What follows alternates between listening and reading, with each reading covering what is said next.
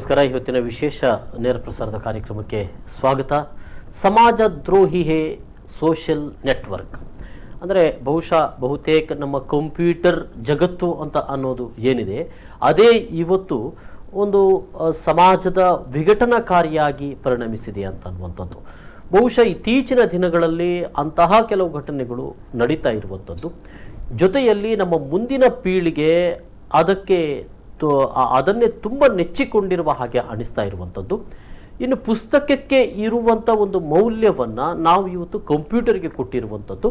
ಒಂದೊಮ್ಮೆ ಪುಸ್ತಕವನ್ನೇ ಓದ್ತಾ ಇದ್ರೆ ಪುಸ್ತಕದ ಹುಳುಗಳು ಅಂತ ಹೇಳ್ತೇವೆ. ಇವತ್ತು ಕಂಪ್ಯೂಟರ್ ಹುಳುಗಳಾಗಿದ್ದಾವೆ ನಮ್ಮ ಮಕ್ಕಳು ಅನ್ನುವಷ್ಟರ ಮಟ್ಟಿಗೆ ಆಗಿಬಿಟ್ಟಿದ್ದಾವೆ ಅಂತ ಅನ್ನುವಂಥದ್ದು. ಇಡೀ ಜಗತ್ತನ್ನೇ ನಮ್ಮ ಮುಂದೆ ತಂದು ಇಡ್ತದೆ ಕಂಪ್ಯೂಟರ್ ಅನ್ನುವಂಥದ್ದು, ಸೋಷಿಯಲ್ ನೆಟ್ವರ್ಕ್ ಅಂತ ಅನ್ನುವಂಥದ್ದು. ಅದು ವಾಟ್ಸಪ್ ತಗೊಳ್ಳೋಣ, ಫೇಸ್ಬುಕ್ ತಗೊಳ್ಳೋಣ, ಟ್ವಿಟ್ಟರ್ ತಗೊಳ್ಳೋಣ, ಮೇಲ್ ಆಗಲಿ, ಫೇಸ್ಬುಕ್ ಆಗಿರಲಿ ಅಥವಾ ಇನ್ಸ್ಟಾಗ್ರಾಮ್ ಅನ್ನುವಂಥದ್ದು, ಹೀಗೆ ಹೊಸದೊಂದಷ್ಟು ಸೇರಿಕೊಳ್ತಾ ಹೋಗ್ತದೆ. ನಮ್ಮನ್ನು ಆಕರ್ಷಿತ ಮಾಡಿಕೊಳ್ತಾ ಹೋಗ್ತದೆ. ಅದರ ಒಳಗೆ ನಾವು ಹೋಗ್ತೇವೆ, ಜಗತ್ತನ್ನೇ ಮರೀತೇವೆ. ದೈಹಿಕವಾದಂಥ ಕ್ರಿಯೆಗಳಿಗಿಂತಲೂ ವ್ಯಾಯಾಮ, ಎಕ್ಸಸೈಸ್, ಆಟಗಳಿಗೆ ಕೊಡುವ ಸಮಯವನ್ನೂ ಕೂಡ ಇವತ್ತು ಸೋಷಿಯಲ್ ನೆಟ್ವರ್ಕ್ನ ಮೂಲಕ ಕೊಟ್ಟುಕೊಳ್ತಾ ಇದ್ದೇವೆ ಅಂತ ಅನ್ನುವಂಥದ್ದು ಒಂದು ತೀರಾ ನೆಗೆಟಿವ್ ಆದಂಥ ಒಂದಷ್ಟು ಅಂಶಗಳಿದ್ರೆ, ಧನಾತ್ಮಕವಾದಂಥ ಅಂಶಗಳು ನಮ್ಮನ್ನು ತುಂಬ ಬೆಳೆಸಿದೆಯೇ, ಬೆಳವಣಿಗೆಗಳು ಆಗಿದ್ದಾವೆ ಅಂತ ಅನ್ನುವಂಥದ್ದು ಮತ್ತೊಂದು ಹಂತ. ಈ ಸಂದರ್ಭದಲ್ಲಿ ನಿನ್ನೆ ಭಾನುವಾರದ ದಿನ ಈ ಸೋಷಿಯಲ್ ನೆಟ್ವರ್ಕ್ ಡೇ ಅಂತ ಇಡೀ ಜಗತ್ತಿನಲ್ಲಿ ಆಚರಣೆ ಮಾಡಿಕೊಳ್ತಾ ಇರುವಂಥದ್ದು ಇದು ಬಹಳ ವಿಶೇಷ. ಜೊತೆಯಲ್ಲಿ ಇದ್ರ ಜೊತೆಗೆ ಡಾಕ್ಟರ್ಗಳ ದಿನವೂ ಹೌದು, ನಿನ್ನೆ ಪತ್ರಕರ್ತರ ದಿನವೂ ಹೌದು, ಇನ್ನು ಅಕೌಂಟೆನ್ಸಿ ದಿನವೂ ಕೂಡ ಹೌದು. ಎಲ್ಲ ದಿನಗಳು ನಿನ್ನೆ ಒಟ್ಟೊಟ್ಟಿಗೆ ಬಂದಿದೆ. ಹಾಗಂತ ಆ ಸಂದರ್ಭದಲ್ಲಿ ಇವತ್ತಿನ ಪ್ರಚಲಿತದ ವಿದ್ಯಮಾನ ಚರ್ಚೆ ಮಾಡುವ ಯಾವುದು ತಗೊಳ್ಳೋಣ ಅಂತ ಹೇಳುವಾಗ ಬಹುಶಃ ಈ ಒಂದು ವಿಚಾರವನ್ನು ಸೋಷಿಯಲ್ ನೆಟ್ವರ್ಕ್ ಬಗ್ಗೆ ಚರ್ಚೆಗೆ ತಗೊಳ್ಳೋಣ ಅನ್ನುವ ಕಾರಣಕ್ಕಾಗಿ ಇವತ್ತಿನ ಈ ಒಂದು ಸಂವಾದದಲ್ಲಿ ನಮ್ಮ ಜೊತೆಗೆ ಎಕ್ವಿಟೆಕ್ ಟೆಕ್ನ ಮಾಲಕರಾದಂಥ ಹರೀಶ್ ನೀರ್ಮಾರ್ಗ ಅವರಿದ್ದಾರೆ. ಜೊತೆಗೆ ಅವರು ನಮ್ಮ ಈ ಸೋಷಿಯಲ್ ನೆಟ್ವರ್ಕ್ ತಂತ್ರಜ್ಞರು ಕೂಡ ಹೌದು. ಹರೀಶ್ ಅವರೇ, ಸ್ವಾಗತ ಕಾರ್ಯಕ್ರಮಕ್ಕೆ. ಅದೇ ರೀತಿಯಲ್ಲಿ ನಮ್ಮ ಸ್ಟಾರ್ ಎಜುಕೇಷನ್ ಇನ್ಸ್ಟಿಟ್ಯೂಷನ್ಸ್ನ ಮಾಲಕರು, ಶಿಕ್ಷಣ ಚಿಂತಕರು ಸಲೀಂ ಮಲಾರ್ ಅವರು ನಮ್ಮ ಜೊತೆಗಿದ್ದಾರೆ. ಕಾರ್ಯಕ್ರಮಕ್ಕೆ ಸ್ವಾಗತ. ಎಸ್ ಸಲೀಂ ಅವರೇ, ನಾನು ನಿಮ್ಮ ಹತ್ರ ಮೊದಲು ಕೇಳುವಂಥದ್ದು ಅಂದರೆ, ಒಂದು ನಾವೆಲ್ಲರೂ ಅದರ ಒಳಗೆ ಹೋಗಿ ಅದನ್ನು ಉಪಯೋಗ ಮಾಡ್ತಾ ಬಳಕೆದಾರರಾಗಿಯೂ ಕೂಡ, ಇನ್ನೊಂದು ಕಡೆಯಲ್ಲಿ ನಮ್ಮ ಇತಿಮಿತಿಗಳಿಗೆ, ನಮ್ಮ ಅನುಕೂಲಕ್ಕೆ ನಾವು ಬಳಕೆ ಮಾಡಿಕೊಳ್ತಾ ಇನ್ನೊಂದು ಪೀಳಿಗೆಯನ್ನ ಅದ್ರ ಒಳಗೆ ಹೋಗ್ತಾ ಏನೋ ಒಂದಷ್ಟು ತೊಂದರೆಗಳನ್ನು ಮಾಡಿಕೊಳ್ತಾ ಇದ್ದಾರಲ್ಲ ಅನ್ನುವಂಥ ಆತಂಕವನ್ನು ಕೂಡ ತೋರ್ಪಡಿಸಿಕೊಡುವವರು ಕೂಡ ಹೌದು. ಒಂದು ಶಿಕ್ಷಣ ಸಂಸ್ಥೆ ನಡೆಸುವವರು ಕೂಡ ನಿಮ್ಮ ಅನುಭವಗಳು ಏನು? ಮೊದಲಾಗಿ ಮುಖ್ಯವಾಗಿ ನಾನು ಒಂದು ಶಿಕ್ಷಣ ಸಂಸ್ಥೆಯನ್ನು ನಡೆಸ್ತಾ ಇದ್ದೇನೆ. ಅದರಲ್ಲಿ ವಿದ್ಯಾರ್ಥಿಗಳಿಗೆ ಸಂಬಂಧಪಟ್ಟ ಹಾಗೆ ನಾವು ಮುಖ್ಯವಾಗಿ ಫೋಕಸ್ ಮಾಡುವಂಥದ್ದು ಯಾವ ರೀತಿಯಾಗಿ ಸೋಷಿಯಲ್ ಮೀಡಿಯಾ ಅವರಿಗೆ ಯಾವ ರೀತಿಯಾಗಿ ಒಂದು ಎಫೆಕ್ಟ್ ಆಗುತ್ತೆ ಅಂತೇಳಿ. ಸೊ ನಮ್ಮ ಒಂದು ಸಂಸ್ಥೆಯ ಬಗ್ಗೆ ಅದರ ಒಂದು ಎಫೆಕ್ಟ್ ಮುಂಚೆ ನಮಗೆ ತುಂಬ ಸಂದರ್ಭದಲ್ಲಿ ಮನವರಿಕೆ ಆಗಿ, ಸೊ ನಾವು ಒಂದು ಎಷ್ಟರ ಮಟ್ಟಿಗೆ ಒಂದು ನಿಯಮ ತಂದಿದ್ದೇವೆ ಅಂತ ಹೇಳಿದರೆ, ಈ ಒಂದು ಮುಖ್ಯವಾಗಿ ಸ್ಮಾರ್ಟ್ಫೋನ್ ಅದರ ಮೂಲಕ ಈ ಒಂದು ಸೋಷಿಯಲ್ ನೆಟ್ವರ್ಕ್ ಆಗುವಂಥದ್ದು. ಸೊ ಅದನ್ನು ನಾವು ಸಂಪೂರ್ಣವಾಗಿ ನಿಷೇಧ ಮಾಡಿದೆ. ನಮ್ಮ ಸಂಸ್ಥೆಯಲ್ಲಿ ತರಲಿಕ್ಕೆ ಇಲ್ಲ ಅಂತ ಮಾಡಿದ್ದೇವೆ. ಬಹುಶಃ ಮಂಗಳೂರಿನಲ್ಲಿ ಬೇರೆ ಯಾವ ಶಾಲಾ ಕಾಲೇಜು ಅದು ಆ ಥರ ಮಾಡಿದರೆ ನಂಗೆ ಗೊತ್ತಿಲ್ಲ. ನಾವು ತರಲಿಕ್ಕೆ ಇಲ್ಲ, ಏನಿದ್ರು ಬರೀ ಫೋನ್ ಮಾತ್ರ ತರ್ಬೋದಂತ, ಯಾವುದೇ ರೀತಿಯಾದಂಥ ಆಂಡ್ರಾಯ್ಡ್ ಇರುವಂಥ ಸ್ಮಾರ್ಟ್ ಫೋನ್ ತರಲಿಕ್ಕೆ ಇಲ್ಲ ಅಂತ ನಿಯಮ ಸಮೇತ ನಾವು ಮಾಡಿದ್ದೇವೆ ಸಂಸ್ಥೆಯಲ್ಲಿ. ಯಾಕಂದ್ರೆ ಅಷ್ಟರ ಮಟ್ಟಿಗೆ ಅದು ನಮ್ಮ ಸಂಸ್ಥೆಯಲ್ಲಿ ಪ್ರಭಾವ ಬೀರಿದೆ. ಈಗ ನೀವು ಹೇಳಿದ ಹಾಗೆ ಅಷ್ಟರ ಮಟ್ಟಿಗೆ ಬಂದಿದೆ ಅಂದ್ರೆ ಅದು ಈಗ ನೋಡಿ, ಒಂದು ಕೋಮು ಸೂಕ್ಷ್ಮ ಪ್ರದೇಶ ಈಗ ಈ ಕರಾವಳಿ ಅಂತೇಳಿ ನಾನೊಂದು ಹಿನ್ನೆಲೆ ನಿಮ್ಗೆ ಹೇಳಿಕ್ಕೆ ಬಯಸ್ತೇನೆ. ಯಾಕೆ ನಾವು ಅವನು ನಿರ್ಧಾರ ಮಾಡಿದ ಅಂದ್ರೆ, ಮುಂಚೆ ಅಂತ ನಿರ್ಧಾರ ಇರ್ಲಿಲ್ಲ. ಅವನು ನಿರ್ಧಾರ ಮಾಡ್ಲಿಕ್ಕೆ ಒಂದು ಕಾರಣ ಇತ್ತು. ವಿದ್ಯಾರ್ಥಿಗಳಲ್ಲಿ ಏನಂದ್ರೆ ಸ್ಮಾರ್ಟ್ ಫೋನ್ ಬಳಕೆ ಮಾಡ್ತಾ ಇದ್ರು. ಸೊ ಅವರಿಗೆ ಅಂದ್ರೆ ನಾವು ಬ್ರೇಕಿಗೆ ಕಳಿಸ್ತೇವೆ ಅಥವಾ ಲಂಚಿಗೆ ಅವರು ಹೋಗ್ತಾರೆ. ಸೊ ನಮ್ಮ ವಿದ್ಯಾರ್ಥಿಗಳು ಏನಾಯ್ತು ಅಂತ ಹೇಳಿದ್ರೆ, ಅದರಲ್ಲಿ ನೋಡಿ ಬೇರೆ ಬೇರೆ ಕೋಮು ವಿದ್ಯಾರ್ಥಿಗಳು ಬರ್ತಾರೆ. ಒಂದು ಸಂಸ್ಥೆ ಅಂತ ಹೇಳುವಾಗ ಎಲ್ಲ ಕೋಮಿನ ವಿದ್ಯಾರ್ಥಿಗಳು ಇದ್ದಾರೆ. ಸೊ ಮಕ್ಕಳಲ್ಲಿ ಹೇಗೆ ಅಂತ ಹೇಳಿದ್ರೆ, ಬೇರೆ ಬೇರೆ ಕಾರಣಗಳಿಗೋಸ್ಕರ ಜಗಳ ಆಗುತ್ತೆ. ಅವರು ಇದು ಕೋಮುವಾದಕ್ಕೋಸ್ಕರ ಜಗಳ ಆಗಲ್ಲ, ಯಾವುದೋ ಒಂದು ಕಾರಣಕ್ಕೆ ವಿದ್ಯಾರ್ಥಿಗಳಲ್ಲಿ ಕೆಲವೊಮ್ಮೆ ಈ ಸೋಷಿಯಲ್ ನೆಟ್ವರ್ಕ್ ಕೂಡ ಅದಕ್ಕೆ ಕಾರಣ ಏನೋ ಒಂದು ಇರ್ಬೋದು. ಅದೇ ಒಂದು ಇತಿಹಾಸ ಹೇಳ್ತದೆ, ಅದೇ ಒಂದು ಲೇಖನ ಹೇಳ್ತದೆ, ಅದೇ ಒಂದು ಸೈನ್ಸ್ ಕೂಡ ಹೇಳ್ತದೆ, ಎಲ್ಲವನ್ನೂ ಅದೇ ಹೇಳ್ತದೆ, ಅದನ್ನು ಹೇಳುತ್ತೆ. ಈಗ ವಿದ್ಯಾರ್ಥಿಗಳಂತ ಪುಸ್ತಕಗಳು ಬೇಡ, ಹಿಂದೆ ನಾವು ಪುಸ್ತಕಗಳನ್ನ ನೋಡಿ ಅದನ್ನು ತಿಳ್ಕೊಳ್ತಾ ಇದ್ವಿ. ಯಾಕಂದ್ರೆ ಒಂದು ಪಕ್ಕ ಒಂದು ಪುಸ್ತಕ ಅದು ಹೇಳ್ತಾ ಇತ್ತು, ಪುಸ್ತಕಕ್ಕೆ ಜವಾಬ್ದಾರಿ. ಆದ್ರೆ ಇದು ಅವನು ಇವನು ಅವರು ಇವರು ಯಾರು ಬೇಕಾದ್ರೂ ಏನ್ ಬೇಕಾದ್ರೂ ಬರೀಬಹುದು ಅನ್ನೋದು ಇದು ಆತಂಕ. ಈಗ ವಿದ್ಯಾರ್ಥಿಯ ಮಟ್ಟಿಗೆ ಹೇಳ್ಬೇಕಿದ್ರೆ ಎಷ್ಟರ ಮಟ್ಟಿಗೆ ಒಂದು ಪ್ರಭಾವ ಅಂತ ಹೇಳಿದ್ರೆ, ಒಮ್ಮೆ ನಾವು ಒಂದು ಮೊಬೈಲ್ ಸೀಸ್ ಮಾಡಿ ನಾವು ನಮ್ಮ ಬಳಿ ಇಟ್ಟರೆ ಅದು ಎಲ್ಲಿಯವರೆಗೆ ರಿಲೀಸ್ ಆಗಲ್ಲ ಅಲ್ಲಿಯವರೆಗೆ ಅವರಿಗೆ ಒಂದು ಯಾವುದೋ ಒಂದು ಚಿಂತೆ ಅಂದರೆ ಏನೋ ಒಂದು ಕಳ್ಕೊಂಡಾಗಿ ಅಷ್ಟರ ಮಟ್ಟಿಗೆ ಅವರು ಅಟ್ಯಾಚ್ ಆಗಿರ್ತಾರೆ. ಸೊ ಈಗ ನಾನೊಂದು ಉದಾಹರಣೆ ನಾನು ಹೇಳಲಿಕ್ಕೆ ಬಯಸಿದೆ ಅಲ್ಲ. ಸೊ ಅದು ಹೇಗೆ ಅಂದರೆ ಒಮ್ಮೆ ಹೀಗೆ ಒಂಥರ ಇಬ್ಬರು ವಿದ್ಯಾರ್ಥಿಗಳು ಅಂದ್ರೆ ಒಂದು ಮುಸ್ಲಿಂ ವಿದ್ಯಾರ್ಥಿ ಒಂದು ಹಿಂದೂ ವಿದ್ಯಾರ್ಥಿ ಅಂದ್ರೆ ಒಂದು ರೀತಿಯಲ್ಲಿ ಜಗಳ ಆಯ್ತು ಅವರಿಗೆ. ಜಗಳ ಆದಾಗ ಏನಾಯ್ತು ವೈಯಕ್ತಿಕವಾಗಿ ಅಂದ್ರೆ ಅಲ್ಲಿ ಬ್ರೇಕಿಗೆ ಬಿಟ್ಟಾಗ ಜಗಳ ಆಯ್ತು. ಜಗಳ ಆದ ಸಂದರ್ಭದಲ್ಲಿ ಒಬ್ಬ ಮುಸ್ಲಿಂ ವಿದ್ಯಾರ್ಥಿ ನಮ್ಮ ಸಂಸ್ಥೆಯಲ್ಲಿ ಸ್ವಲ್ಪ ಮುಸ್ಲಿಂ ವಿದ್ಯಾರ್ಥಿಗಳು ಜಾಸ್ತಿ ಇರ್ತಾರೆ ಅಂದ್ರೆ ಸ್ವಲ್ಪ ಹಾಗೆ ಏನಾಯ್ತು ಒಬ್ಬ ಮುಸ್ಲಿಂ ವಿದ್ಯಾರ್ಥಿ ಒಬ್ಬ ಹಿಂದೂ ವಿದ್ಯಾರ್ಥಿಗೆ ಅಲ್ಲಿ ಹೊಡೆದಿದ್ದಾನೆ. ಸೊ ಹೊಡೆದಾಗ ಏನಾಗಿದೆ ಅಂತ ಹೇಳಿ ಮತ್ತೆ ಬಾಕಿದ್ದ ವಿದ್ಯಾರ್ಥಿಗಳು ಅದನ್ನು ವಾಟ್ಸಪ್ ಅಲ್ಲಿ ಇದು ಮಾಡಿದ್ದಾರೆ ಅಂದ್ರೆ ರೆಕಾರ್ಡ್ ಮಾಡಿದ್ದಾರೆ ಕ್ಯಾಮೆರಾದಲ್ಲಿ ರೆಕಾರ್ಡ್ ಮಾಡಿ ಕೂಡಲೇ ವಾಟ್ಸಪ್ಪಿಗೆ ಡೌನ್ಲೋಡ್ ಮಾಡಿ ಕಳಿಸಿ ಹೋಯ್ತು. ಈಗ ಏನಾಯ್ತು ಅಂತ ಹೇಳಿದ್ರೆ ಆ ಒಂದು ಹುಡುಗಂದು ಅಣ್ಣ ಯಾವುದೋ ಒಂದು ಸಂಘಟನೆಗೆ ಅಲ್ಲಿ ಪ್ರಭಾವಿಯಾಗಿದ್ದಾನೆ, ಬಜರಂಗದಲ್ಲ ಯಾವುದೋ ಒಂದು ಸಂಘಟನೆ. ಅಲ್ಲಿ ಏನಾಯ್ತು ಅಂತ ಹೇಳಿದ್ರೆ ಮುಸ್ಲಿಂ ಹುಡುಗ ಹಿಂದೂ ಹುಡುಗನಿಗೆ ಹೊಡೆದ್ರು ಅಂತ ಹೀಗೆ ಬಂತು. ಬಂದ ಕೂಡಲೇ ಏನಾಯ್ತು ಅಂದ್ರೆ ಎಲ್ಲ ಬಜರಂಗದಳದ ಕೆಲವು ನಾಯಕರು ನಮ್ಮ ಸಂಸ್ಥೆಗೆ ಬಂದ್ರು, ಆಫೀಸಿಗೆ ಬಂದ್ರು, ತರಾಟೆಗೆ ತಕೊಂಡ್ರು, ನೀವು ಈ ತರ ಮಾಡ್ತೀರಾ, ಕೋಮುವಾದ ಮಾಡ್ತೀರಾ ಹಾಗೆ. ಬಟ್ ನಾನು ನನ್ನ ಒಂದು 23 ವರ್ಷದ ಅಪಾರ ಅನುಭವ ಇದೆ ಸಂಸ್ಥೆಯಲ್ಲಿ. ಆ ಮೂಲಕ ನಾನು ಅವರನ್ನು ಸಂತೈಸಿ ನಾನೇನ್ ಮಾಡಿದೆ, ಹೇಗೋ ಮಾಡಿ ಅವ್ರನ್ನ ಕಳಿಸಿದೆ. ಇಲ್ಲದೆ ಹೋಗಿದ್ರೆ ಅದೊಂದು ದೊಡ್ಡ ಒಂದು ವಿವಾದ ಆಗಿ ಒಂದು ಕೋಮುಗಳಿಗೆ ಕಾರಣ ಆಗುತ್ತೆ. ಸೊ ಆವಾಗೆಲ್ಲ ನಿರ್ಧಾರ ಮಾಡಿದೆ ಇನ್ನು ಯಾವುದೇ ಕಾರಣಕ್ಕೂ ಈ ಒಂದು ಸ್ಮಾರ್ಟ್ ಫೋನ್ ಅನ್ನು ವಿದ್ಯಾರ್ಥಿಗಳು ತರಗತಿ ತರದು ಬೇಡ. ಜಗಳಗಳಾಗುವಂತ ಸಂದರ್ಭದಲ್ಲಿ ಅವನು ಹೋಗಿ ಅವರಿಗೆ ಹೇಳಿ ಆ ನಂತರ ಅಷ್ಟೆಲ್ಲ ಸಮಯ ಕಾಯ್ಬೇಕಂತ ವಾಟ್ಸ್ಆಪ್ ಅಲ್ಲಿ ಅವರಿಗೆ ಮೆಸೇಜ್ ಹೋಗಿದೆ, ಅವನಿಗೆ ಸಿಕ್ಕಿದೆ. ಎಲ್ಲಿವರೆಗೆ ಅಂತ ಹೇಳಿದ್ರೆ ಆ ವಿಜುವಲ್ಸ್ ಕೂಡ ಹೋಗಿರ್ತದೆ. ಆ ವಿಡಿಯೋ ಅವನ ಅಂಕಲ್ಗೆ ಸಿಕ್ಕಿದೆ. ನೋಡುವಾಗ ಅವನ ಬ್ರದರ್ಗೆ ಅಲ್ಲಿ ಹೊಡಿತಾ ಇದ್ದಾರೆ video on the live. So ಹೇಗೆ ಅನಿಸ್ಬಹುದು ನೀವು ಆಲೋಚನೆ ಮಾಡಿ. ಸೊ ತುಂಬಾ ಇನ್ನು ಅದು ನೇರವಾಗಿ ಹಿಂದೆ ಆದ್ರೂ ಅವು ಹೊಡೆದ ಅಂತ ಬಾಯಲ್ಲಿ ಹೇಳುದು, ಇದು ನೇರವಾಗಿ ಆ ದೃಶ್ಯಗಳೇ ಕಣ್ಣ ಮುಂದೆ ಬಂದು ನಿಂತಾಗ ಅದು ಇನ್ನು ಸ್ವಲ್ಪ ಉದ್ರೇಕಕಾರಿಯಾಗಿ. ಇನ್ನೊಂದು ಇನ್ಸಿಡೆಂಟ್ ಹೇಳಿದ್ರೆ ಇದು ಈ ಹೆಣ್ಮಕ್ಕಳದು ಫೋಟೋ ತೆಗೆದು ವಾಟ್ಸಪ್ ಅಲ್ಲಿ ಕಳಿಸ್ತಾರೆ. ಅದು ಸಹ ಒಂದು ಸಲ ಏನಾಗಿದೆ ಅಂದ್ರೆ ಇನ್ಸ್ಟಿಟ್ಯೂಟ್ ನ ಒಳಗೆ ಬಂದು ಒಬ್ಬ ಹುಡುಗನಿಗೆ ಹೊಡೆದಿದ್ದಾರೆ ಹೊರಗಿನವರು. ಏನಿಷ್ಟೇ ಕಾರಣ ವಾಟ್ಸಪ್ ಅಲ್ಲಿ ಹುಡುಗಿದ್ದು ಫೋಟೋ ತೆಗೆದು ಕಳಿಸಿದ್ದಾನೆ. ಸೊ ಇಷ್ಟರ ಮಟ್ಟಿಗೆ ನೋಡಿ ಅದು ಎಷ್ಟು ಒಂದು ಇನ್ಸ್ಟಿಟ್ಯೂಟ್ ಒಳಗೆ ಟೀಚರ್ ಪಾಠ ಮಾಡ್ತಾ ಇರುವಾಗ ಒಂದು ಗುಂಪು ಬಂದು ಎಳೆದು ಹೊಡಿಬೇಕಿದ್ರೆ ಜಸ್ಟ್ ಒಂದು ಎಷ್ಟು ರೀತಿಯಲ್ಲಿ ಅದು ಪ್ರಭಾವ ಬೀರುತ್ತೆ. ಅದು ಬಹಳ ಒಂದು ಚಿಂತೆಯ ಒಂದು ವಿಚಾರ. ಎಸ್ ಹರೀಶ್ ಅವರೇ, ಅಂದ್ರೆ ಟೆಕ್ನಿಕಲ್ ಆದಂತ ವಿಷಯಗಳು ಮತ್ತೆ ಮಾತಾಡೋಣ. ಆದ್ರೆ ಅವರು ಹೇಳಿದಂತ ಒಂದಷ್ಟು ವಿಚಾರಗಳು ತುಂಬಾ ಆತಂಕಕಾರಿಯಾದಂತ ಬೆಳವಣಿಗೆಗಳು ಆಗ್ತಾ ಇರುವಂತದ್ದು. ಎಲ್ಲೋ ಒಳ್ಳೇದಾಗಬೇಕಿತ್ತು, ಆದ್ರೆ ಕೆಟ್ಟದ್ದು ಇದೆ. ಕೆಟ್ಟದ್ದನ್ನು ಅದು ಇರುವಾಗ ನೀವು ನೋಡ್ಬೇಡ ಅಂತ ಹೇಳಿದ್ರೆ ಆ ತಾರುಣ್ಯದ ಮನಸ್ಸುಗಳಿಗೆ ಅದನ್ನು ಕಂಟ್ರೋಲ್ ಮಾಡಿ ಸಾಧ್ಯ ಆಗ್ತಿಲ್ಲ. ಎರಡು ವಿಚಾರಗಳು ಏನ್ ಹೇಳ್ತೀವಿ ಅಲ್ಲ ಇದರ ಬಗ್ಗೆ ಅಂತ ಹೇಳಿದ್ರೆ ನೋಡಿ, ಇದು ಈ ಸಾಮಾಜಿಕ ಜಾಲತಾಣದಲ್ಲಿ ನಾವು ಅದನ್ನು ಹೇಗೆ ಯೂಸ್ ಮಾಡ್ತೇವೆ ಅದರ ಮನಸ್ಥಿತಿಯ ಮೇಲೆ ಹೋಗುತ್ತೆ.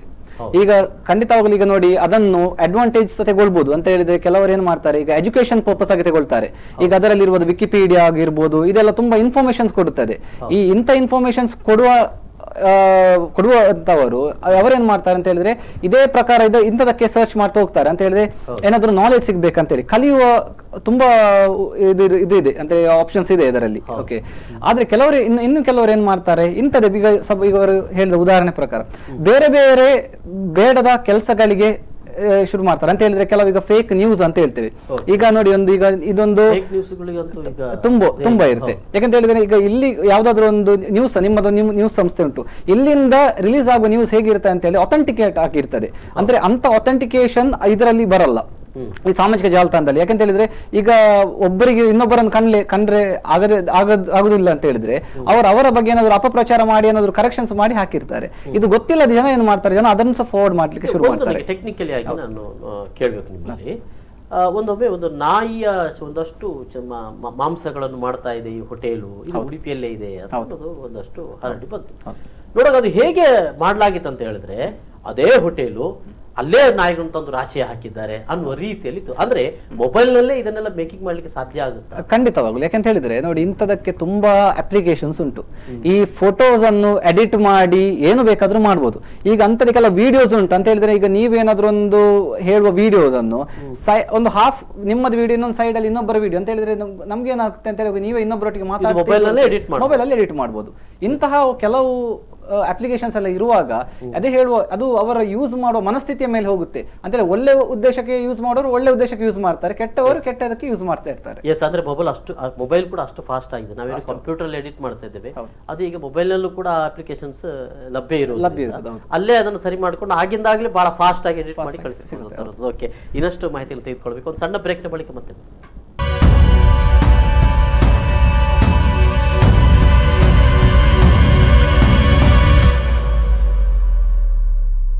ಮತ್ತೊಮ್ಮೆ ಸ್ವಾಗತ ವೀಕ್ಷಕರೇ.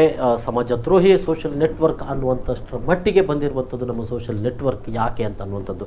ಎಸ್ ಸಲೀಂ ಸರ್, ಈಗ ನೀವೊಂದಷ್ಟು ಪ್ರಕರಣಗಳನ್ನು ಹೇಳಿದ್ರಿ. ಅಂದರೆ ಇದೆಲ್ಲ ಒಂದು ರೀತಿಯ ಆತಂಕಗಳನ್ನು ಸೃಷ್ಟಿ ಮಾಡೋದು. ಇದರ ಜೊತೆಗೆ ಪಾಠಕ್ಕೆ ಪೂರಕವಾದಂಥ ಒಂದು ಸೋಷಿಯಲ್ ನೆಟ್ವರ್ಕ್ ಬಳಕೆ ಸಾಧ್ಯ ಆಗ್ತಿಲ್ವೇ? ನಿಮ್ಮ ನಿಮ್ಮ ನಿಮ್ಮ ಇದರಲ್ಲಿ ಕ್ಲಾಸಲ್ಲಿ ನೀವು ಅದರ ಬಳಕೆ ಮಾಡಿಕೊಳ್ಳಿಕ್ಕೆ ಸಾಧ್ಯ ಆಗಿದೆ ಅಂತ ಅನ್ನೋದು. ಅದೇ ಅದರ ಈಗ ನೀವು ಹೇಳಿದ ಹಾಗೆ ಅದರ ಒಂದು ಎರಡೂ ಇದೆ, ಸಾಧಕ ಬಾಧಕ ಎರಡೂ ಇರ್ತದೆ. ಅಂದರೆ ಅದರಲ್ಲಿ ಉಪಯೋಗಕ್ಕಿಂತ ಈ ರೀತಿಯಾಗಿ ಮಿಸ್ಯೂಸ್ ಆಗುವಂಥದ್ದೇ ಜಾಸ್ತಿ. ಯಾಕೆಂತೇಳಿ ಈಗ ನೋಡಿ, ಇವತ್ತು ನಾನು ಯಾವುದೋ ನಿನ್ನೆ ಒಂದು ಪೇಪರಲ್ಲಿ ಓದಿದೆ. ಏನಂತ ಹೇಳಿದರೆ, ಈಗ ನಾವು ಮಾದಕ ವ್ಯಸನ ಅದರ ಮುಕ್ತಗೊಳಿಸಲಿಕ್ಕೆ ಅದಕ್ಕೆ ಕೆಲವು ಮಾರ್ಗಗಳಿದೆ ಹೀಗೆ. ಅದರಲ್ಲಿ ಕೆಳಗೆ ಯಾವುದೋ ಒಂದು ರಿಸರ್ಚ್ ಟ್ಯಾಲೆಂಟ್ ರಿಸರ್ಚ್ ಫೌಂಡೇಶನ್ ಅಂತೇಳಿ, ನನಗೆ ಆಶ್ಚರ್ಯ ಆಯಿತು. ಅಲ್ಲಿ ಅವರು ಬ್ಯಾಕ್ ಪೇಜಲ್ಲಿ ಆ್ಯಡ್ ಹಾಕಿದ್ದಾರೆ. ಏನಂತ ಹೇಳಿದರೆ, ವಾಟ್ಸಪ್ ವ್ಯಸನಿ ಮುಕ್ತವಾಗಲಿಕ್ಕೆ ನಿಮಗೆ ಈ ಥರ ಒಂದು ಪ್ರೋಗ್ರಾಮ್ ಅಂತ. ಅಂದರೆ ಆಲೋಚನೆ ಮಾಡಿ, ಒಂಥರ ಡ್ರಗ್ಸ್ ಥರ ಆಗಿದೆ ಈಗ ಅದು. ಅಷ್ಟರ ಮಟ್ಟಿಗೆ ಅದರ ಎಫೆಕ್ಟ್ ಇದೆ ಅದರ ಬಲೆಗೆ ಬಿದ್ದರೆ. ಅಂದರೆ ವಿದ್ಯಾರ್ಥಿಗಳಿಗೆ ಸಂಬಂಧಪಟ್ಟ ಈಗ ನೋಡಿ, ಲೈಬ್ರರಿ, ಈಗ ನಮ್ಮ ಇನ್ಸ್ಟಿಟ್ಯೂಟ್ ಲೈಬ್ರರಿ ಇದೆ. ಲೈಬ್ರರಿಯಲ್ಲಿ ನ್ಯೂಸ್ ಪೇಪರ್ ಇದೆ, ಮ್ಯಾಗಝಿನ್ಸ್ ಇದೆ, ಇನ್ಫಾರ್ಮೇಷನ್ಸ್ ನಮಗೆ ಅಲ್ಲಿ ಸಿಗುತ್ತೆ. ಬಟ್ ಪ್ರತಿಯೊಂದಕ್ಕೆ ಏನು ಗೂಗಲ್ ರಾಜ ಮಹಾರಾಜ ಇದು ಡಿಪೆಂಡ್ ಆಗ್ತಾರೆ. ಏನಾಗುತ್ತೆ, ಥಿಂಕಿಂಗ್ ಹೋಗಿ ಮಾಡಲ್ಲ. ಏನಾದ್ರೂ ಒಂದು ಕ್ವಶನ್ ಕೇಳಿದ ಕೂಡಲೇ ಗೂಗಲ್ಗೆ ಹೋಗಿ ಆಗ್ತದೆ, ನಮ್ಗೆ ಅಲ್ಲಿ ಆನ್ಸರ್ ಸಿಗುತ್ತೆ, ಅಲ್ಲಿಂದಲ್ಲಿ ಸಿಗುತ್ತೆ. ಬಟ್ ಏನಾಗುತ್ತೆ, ನಮ್ಮ ಮೈಂಡ್ ಯಾವ ತರ ವರ್ಕ್ ಆಗುತ್ತೆ ಅಂದ್ರೆ ನೋಡಿ, ನಾವು ಒಂದು ಥಿಂಕಿಂಗ್ ಮಾಡ್ಲಿಕ್ಕೆ ಸ್ಟಡಿ ಮಾಡ್ಲಿಕ್ಕೆ ಹೋಗಲ್ಲ, ಎಲ್ಲವೂ ನಮಗೆ ಗೂಗಲ್ ಅಲ್ಲಿ ಸಿಗುತ್ತೆ. ನಾವು ಕಲೀಲಿಕ್ಕೆ ಅವಶ್ಯಕತೆನೇ ಇಲ್ಲತಕ್ಕಂಥ ಒಂದು ಭಾವನೆ ಬರುತ್ತೆ. ಅದರಿಂದಾಗಿ ಇವತ್ತು ಲೈಬ್ರರಿಯಲ್ಲಿ ನೋಡಿ, ನೀವು ಯಾವುದೇ ಲೈಬ್ರರಿಯಲ್ಲಿ ಇವತ್ತು ಮಕ್ಕಳು ಪುಸ್ತಕ ಓದುವುದಾಗಲಿ ಬಹಳ ಕಡಿಮೆ ಕಾಣುತ್ತೆ. ಹೆಚ್ಚಾಗಿ ಟೆಕ್ನಿಕಲ್ ಅಂದರೆ ಇದೇ ರೀತಿಯಲ್ಲಿ ಹೋಗ್ತಾರೆ. ನಾನು ಇಲ್ಲ ಅಂತ ಹೇಳಲ್ಲ, ಬೆನಿಫಿಟ್ ಇಲ್ಲ ಅಂತ ಹೇಳಲ್ಲ, ಅದನ್ನು ಉಪಯೋಗ ಮಾಡಿಕೊಂಡು ಮಾಹಿತಿ ತಗೊಂಡು ಬೆನಿಫಿಟ್ ತಗೊಳ್ಬಹುದು. ಬಟ್ ಅದು ವಿದ್ಯಾರ್ಥಿಗಳು ಮಾಡ್ತಾ ಇಲ್ಲ. ಅದರ ಬದಲಿಗೆ ಫೇಸ್ಬುಕ್ ಅಲ್ಲಿ, ವಾಟ್ಸಪ್ ಅಲ್ಲಿ, ಮತ್ತೊಂದರಲ್ಲಿ ಅದರಲ್ಲಿ ಯಾವ ರೀತಿಯಾಗಿ ಸಮಯ ಕಲಿಬಹುದು, ಅಲ್ಲಿ ಹೋಗಿ ಅವ್ರು ಏನ್ ಮಾಡ್ತಾರೆ, ಮೊಬೈಲ್ ಬದಲಾಗಿ ನಾವು ಕಂಪ್ಯೂಟರ್ ಮೂಲಕವೂ ಕೂಡ ಅಲ್ಲೇ ಇಟ್ಟಿರೋದು ವರ್ಕ್ ಮಾಡುವ ಅದನ್ನು ಮಾಡಬಹುದು. ಆದ್ರೆ ನೀವು ಹೇಳುವ ಹಾಗೆ ವಿದ್ಯಾಸಂಸ್ಥೆಗೆ ಅವರು ಮೊಬೈಲ್ ಅನ್ನು ಇಟ್ಕೊಂಡು ಬಂದ ಕೂಡಲೇ ಅಲ್ಲಿ ಯಾವುದೇ ಕಲಿಯುವುದಕ್ಕಿಂತ ಒಂದ ಸುಲಭದ ಮಾರ್ಗ. ಹೌದು, ಅಂದ್ರೆ ನಾನು ಸ್ವಲ್ಪ ತಲೆ ಖರ್ಚು ಮಾಡಿ ಮಾಡ್ಬೇಕಾಗಿರುವುದಲ್ಲ, ಸುಲಭವಾಗಿ ನಮ್ಗೊಂದು ಆನ್ಸರ್ ಸಿಗ್ತದೆ ಒಂದು. ಇನ್ನೊಂದು ನಾನು ಎಂಟರ್ಟೈನ್ಮೆಂಟ್ ಇಷ್ಟಕ್ಕೋಸ್ಕರ ಮಾತ್ರ ಅದು ಮೊಬೈಲ್ ಫೋನ್ ಅಂತ ಅನ್ನುವಂಥದ್ದು ಆಗಿಬಿಟ್ಟಿದೆ. ಸೊ ಹರೀಶ್, ಈಗ ಈ ಎಲ್ಲ ಈಗ ನಾನು ಹೇಳಿದೆ ಒಂದು ಪ್ರಕರಣಕ್ಕೆ ಸಂಬಂಧಪಟ್ಟ ಹಾಗೆ, ಅಂದರೆ ಅಲ್ಲೆಲ್ಲೆಲ್ಲೋ ತಂದು ಹಾಕಿ ಎಡಿಟ್ ಮಾಡಿ ಕಳಿಸ್ತಾರಂತ ಅನ್ನುವಂಥದ್ದು. ಈಗ ಒಂದು ಘಟನೆಗೆ ಸಂಬಂಧಪಟ್ಟ ಹಾಗೆ, ಈಗ ಫೇಸ್ಬುಕ್ ಆಗಿರ್ಬೋದು ಅಥವಾ ಯೂಟ್ಯೂಬಲ್ಲಿ ಆಗಿರ್ಬೋದು, ಯಾರೋ ಸ್ವಲ್ಪ ಸಮಾಜಕ್ಕೆ ತೀರಾ ಆಘಾತಕಾರಿಯಾದಂಥ ಸ್ವಲ್ಪ ಹೊಡೆಯುವಂಥ ರೀತಿಯಲ್ಲಿ ಒಂದಷ್ಟು ಪ್ರಕರಣಗಳಾಗಿದ್ದಾವೆ. ಆದರೆ ಆ ಮೂಲವನ್ನು ಹುಡುಕ್ಲಿಕ್ಕೆ ತುಂಬಾ ಕಷ್ಟ ಆಗ್ತದ, ಯಾರು ಹಾಕಿದ್ದಾರೆ ಅದು ಕಷ್ಟ ಅಂತ ಹೇಳಿದ್ರೆ ನೋಡಿ, ಈಗ ಈ ವಾಟ್ಸ್ಆಪ್ ಮೆಸೇಜ್ ಅನ್ನು ತಗೊಳ್ಳಿ. ಈಗ ವಾಟ್ಸ್ಆಪ್ ಮೆಸೇಜ್ ವಾಟ್ಸ್ಆಪ್ ಏನಾಗ್ತದೆ, ಎಂಡ್ ಟು ಎಂಡ್ ಎನ್ಕ್ರಿಪ್ಷನ್ ಅಂತ ಹೇಳ್ತೇವೆ. ಅಂತ ಹೇಳಿದ್ರೆ ಕಳಿಸೋದು ಸಹ ಎನ್ಕ್ರಿಪ್ಟ್ ಆಗಿರುತ್ತೆ. ಅಂತ ಹೇಳಿದ್ರೆ ಅದು ಅನ್ರೀಡಬಲ್ ಫಾರ್ಮ್ಯಾಟ್, ರಿಸೀವ್ ಮಾಡುವಾಗ ಕೂಡ ಸಹ ಅದು ಎನ್ಕ್ರಿಪ್ಟ್ ಫಾರ್ಮ್ಯಾಟ್, ಎರಡು ಸಹ ಎನ್ಕ್ರಿಪ್ಟ್ ಫಾರ್ಮ್ಯಾಟ್ ಆಗುವಾಗ ಅದು ಎಲ್ಲಿ ಕೂಡ ಸ್ಟೋರೇಜ್ ಅಲ್ಲಿ ಇರುವುದಿಲ್ಲ ಅಂತ ಹೇಳ್ತಾರೆ ವಾಟ್ಸ್ಆಪ್ ಅಲ್ಲಿ. ಅಂದ್ರೆ ನೀವು ಕಳಿಸಿದ ವಿಡಿಯೋಸ್, ಫೋಟೋಸ್ ಯಾವ್ದು ಕೂಡ ನಾವು ಸ್ಟೋರೇಜ್ ಮಾಡ್ತಾ ಇಲ್ಲ, ಡೈರೆಕ್ಟ್ ಪಿಯರ್ ಟು ಪಿಯರ್ ಅಂತ ಹೇಳಿದ್ರೆ ಒಂದು ಸಿಸ್ಟಮ್ ಇನ್ನೊಂದು ಮೊಬೈಲ್ ಇನ್ನೊಂದು ಮೊಬೈಲ್ಗೆ ಡೈರೆಕ್ಟ್ ಮೊದಲು ಯಾರು ಹಾಕಿರ್ತಾರೆ. ಹೌದು, ಅದರ ಬಗ್ಗೆನೆ. ಸೊ ಈ ರೀತಿ ಹೇಳ್ತಾ ಇರುವಾಗ ಈಗ ಇವರು ಟ್ರೇಸ್ ಮಾಡ್ಬೇಕಿರೋದು ಏನಂತ ಹೇಳಿದ್ರೆ, ಈಗ ಎಕ್ಸಾಂಪಲ್, ಈಗ ಸಪೋಸ್ ಈಗ ನಾವು ಒಂದು ಮೆಸೇಜ್ ಬಂತು, ಯಾವ ಡೇಟ್ ಯಾವ ಟೈಮ್ ಅಂತ ಇದ್ರೆ ಅದರದ್ದು ಏನಾದ್ರು IP ಅಡ್ರೆಸ್ ನಿಮ್ಗೆ ಗೊತ್ತಿಲ್ಲ. ಈಗ ಮೊಬೈಲ್ ಕನೆಕ್ಟ್ ಮಾಡೋದೇ ಮೊಬೈಲ್ ಡೇಟಾ ಬೇಕು ಅಥವಾ ವೈಫೈ ಏನಾದ್ರು ಬೇಕು, ಕರೆಕ್ಟ್ ಅಲ್ಲ? ಹಾಗಾಗಿ ಆ ವೈಫೈ ಅದರದ್ದು IP ಅಡ್ರೆಸ್ ಯಾವುದು, ಅದು ಮೊಬೈಲ್ ಡೇಟಾ ಅದರದ್ದು ಯಾವ ಲೊಕೇಶನ್ ಅಲ್ಲಿ ಇದ್ದಾರೆ ನೋಡಿ, ಅದನ್ನು ಕನೆಕ್ಟ್ ಮಾಡಿ ಅದರ ಥ್ರೂ ಅವರಿಗೆ ಕಂಡು ಹಿಡಿಲಿಕ್ಕೆ ಆಗ್ತದೆ. ಮತ್ತೆ ಇನ್ನೊಂದು ಮೊಬೈಲ್ ಅಲ್ಲಿ ಯೂಸ್ ಮಾಡೋದ್ರೆ IMEI ನಂಬರ್ ಅಂತ ಸಿಗ್ತದೆ ನಮಗೆ, 16 ಡಿಜಿಟ್ ಯುನಿಕ್ ನಂಬರ್ಸ್. ಸೊ ಅದನ್ನು ಯೂಸ್ ಮಾಡಿ ಕೂಡ ನಾವು ಅದನ್ನು ಆ ಪರ್ಟಿಕ್ಯುಲರ್ ಪರ್ಸನ್ ಎಲ್ಲಿದ್ರು, ಮತ್ತೆ ಯಾವ ಲೊಕೇಶನ್ ಇಂದ ಪಿಂಗ್ ಮಾಡ್ತಾ ಇದ್ರು ಅಂತ ಹೇಳಿ ಐಡೆಂಟಿಫೈ ಮಾಡ್ಲಿಕ್ಕೆ ಆಗ್ತದೆ. ಈಗ ಸೈಬರ್ ಕ್ರೈಮ್ ನವರು ಒಂದು ಈ ರೀತಿ ಮಾಡುದು. ಇದು ಅಲ್ಲದೆ ಈ ನಮ್ದು ಸಂಸ್ಥೆಗಳಾದ ಈಗ ಫೇಸ್ಬುಕ್ ಆಗ್ಲಿ, ವಾಟ್ಸ್ಆಪ್ ಆಗ್ಲಿ, ಅಥವಾ ಬೇರೆ ಯಾವ್ದಾದ್ರು ಯೂಟ್ಯೂಬ್ ಆಗ್ಲಿ, ಅವರಿಗೆ ಒಂದು ಲೆಟರ್ ಕಳಿಸಿ ಅವರ ಹೆಲ್ಪ್ ತಗೊಂಡು ಅವರ ಮುಖಾಂತರ ಮಾಡೋದು. ಯಾಕಂದ್ರೆ ಇದು ಡೈರೆಕ್ಟ್ ಆಗಿ ಸೈಬರ್ ಕ್ರೈಮ್ ಡೈರೆಕ್ಟ್ ಆಗಿ ಆಕ್ಸೆಸ್ ಮಾಡ್ಲಿಕ್ಕೆ ಆಗುದಿಲ್ಲ. ಹಾಗಾಗಿ ಇದನ್ನು ರಿಕ್ವೆಸ್ಟ್ ಮಾಡಿ ಅವರಿಗೆ ಒಂದು ರಿಕ್ವೆಸ್ಟ್ ಲೆಟರ್ ಕಳಿಸಿ ಕಂಪ್ಲೇಂಟ್ ರಿಜಿಸ್ಟ್ರೇಷನ್ ಮಾಡಿ ನಂತರ ಅವರು ಅದನ್ನು ಇನ್ಫಾರ್ಮೇಶನ್ ಇವರಿಗೆ ಕೊಡಬೇಕು. ಎಸ್ ಹಿಂದೊಮ್ಮೆ ಫೇಸ್ಬುಕ್ ಅಲ್ಲಿ ಒಂದು ಕಟೀಲು ದೇವಸ್ಥಾನಕ್ಕೆ ಸಂಬಂಧಪಟ್ಟ ಹಾಗೆ ಯಾವುದನ್ನು ಸ್ವಲ್ಪ ಇದು ಮಾಡಿ ಒಂದು ಫೇಸ್ಬುಕ್ ಅಲ್ಲಿ ಹಾಕಿರುವಂತ ಪ್ರಕರಣಕ್ಕೆ ಸಂಬಂಧ, ಆಗ ಕಮಿಷನರ್ ಅವರು ಫೇಸ್ಬುಕ್ಗೆ ದೂರನ್ನ ಕಳಿಸಿದ್ರು. ಫೇಸ್ಬುಕ್ ಅವರು ಇದನ್ನು ಕೊಡ್ಲಿಕ್ಕೆ ಸಾಧ್ಯ ಇಲ್ಲ ಹೇಳಿದ್ರು. ಯಾರು ಕಳಿಸಿದ್ದಾರೆ ಅದ್ರ ಬಗ್ಗೆ ವಿವರ ಅದಕ್ಕೆ ಕಮಿಷನರ್ ಅವರು ಕೂಡ ಇಲ್ಲ, ನೀವು ಕೊಡ್ಲೇಬೇಕು ಅಂತ ಹೇಳಿ ತುಂಬಾ ಅವರು ಪ್ರಯತ್ನವನ್ನ ಮಾಡಿದ್ರು. ಅಂದ್ರೆ ಇಲ್ಲಿ ಫೇಸ್ಬುಕ್ ಕೂಡ ಇಲ್ಲ ನಾವು ಕೊಡ್ಲಿಕ್ಕೆ ಆಗುದಿಲ್ಲ ಅಂತ ಹೇಳಲಿಕ್ಕೆ ಸಾಧ್ಯ ಇದೆಯೇ? ಮತ್ತೆ ಜಾಗತಿಕವಾದ ಬಹಳ ದೊಡ್ಡ ಸಂಸ್ಥೆ. ನಮ್ಮ ಇಲ್ಲೇ ಒಂದು ಸಣ್ಣ ಒಬ್ಬ ಕಮಿಷನರ್ ಅವರಿಗೆ ಬಹಳ ಸಣ್ಣದಾಗಿ ಕಾಣಬಹುದು. ಹೌದು. ಸೊ ಈಗಿದೆಯಾ ಅಂತ ಯಾಕೆಂತ ಹೇಳಿದ್ರೆ ನೋಡಿ, ಅವರ ಟರ್ಮ್ಸ್ ಅಂಡ್ ಕಂಡೀಷನ್ಸ್ ಅಲ್ಲಿ ಅವ್ರು ಏನು ಮಾಡ್ತಾರೆ, ಪ್ರೈವಸಿಯನ್ನು ಪ್ರೊಟೆಕ್ಟ್ ಮಾಡ್ತಾರೆ ಅಂತ ಹೇಳ್ತಾರೆ. ಆಕ್ಚುಲಿ ಹಾಗೆ ಮಾಡಲ್ಲ. ಅದರ ಮೇಲೆ ತುಂಬಾ ಕೇಸಸ್ ಆಗಿದೆ ಈಗ ಫೇಸ್ಬುಕ್ ಮೇಲೆ ಕೂಡ.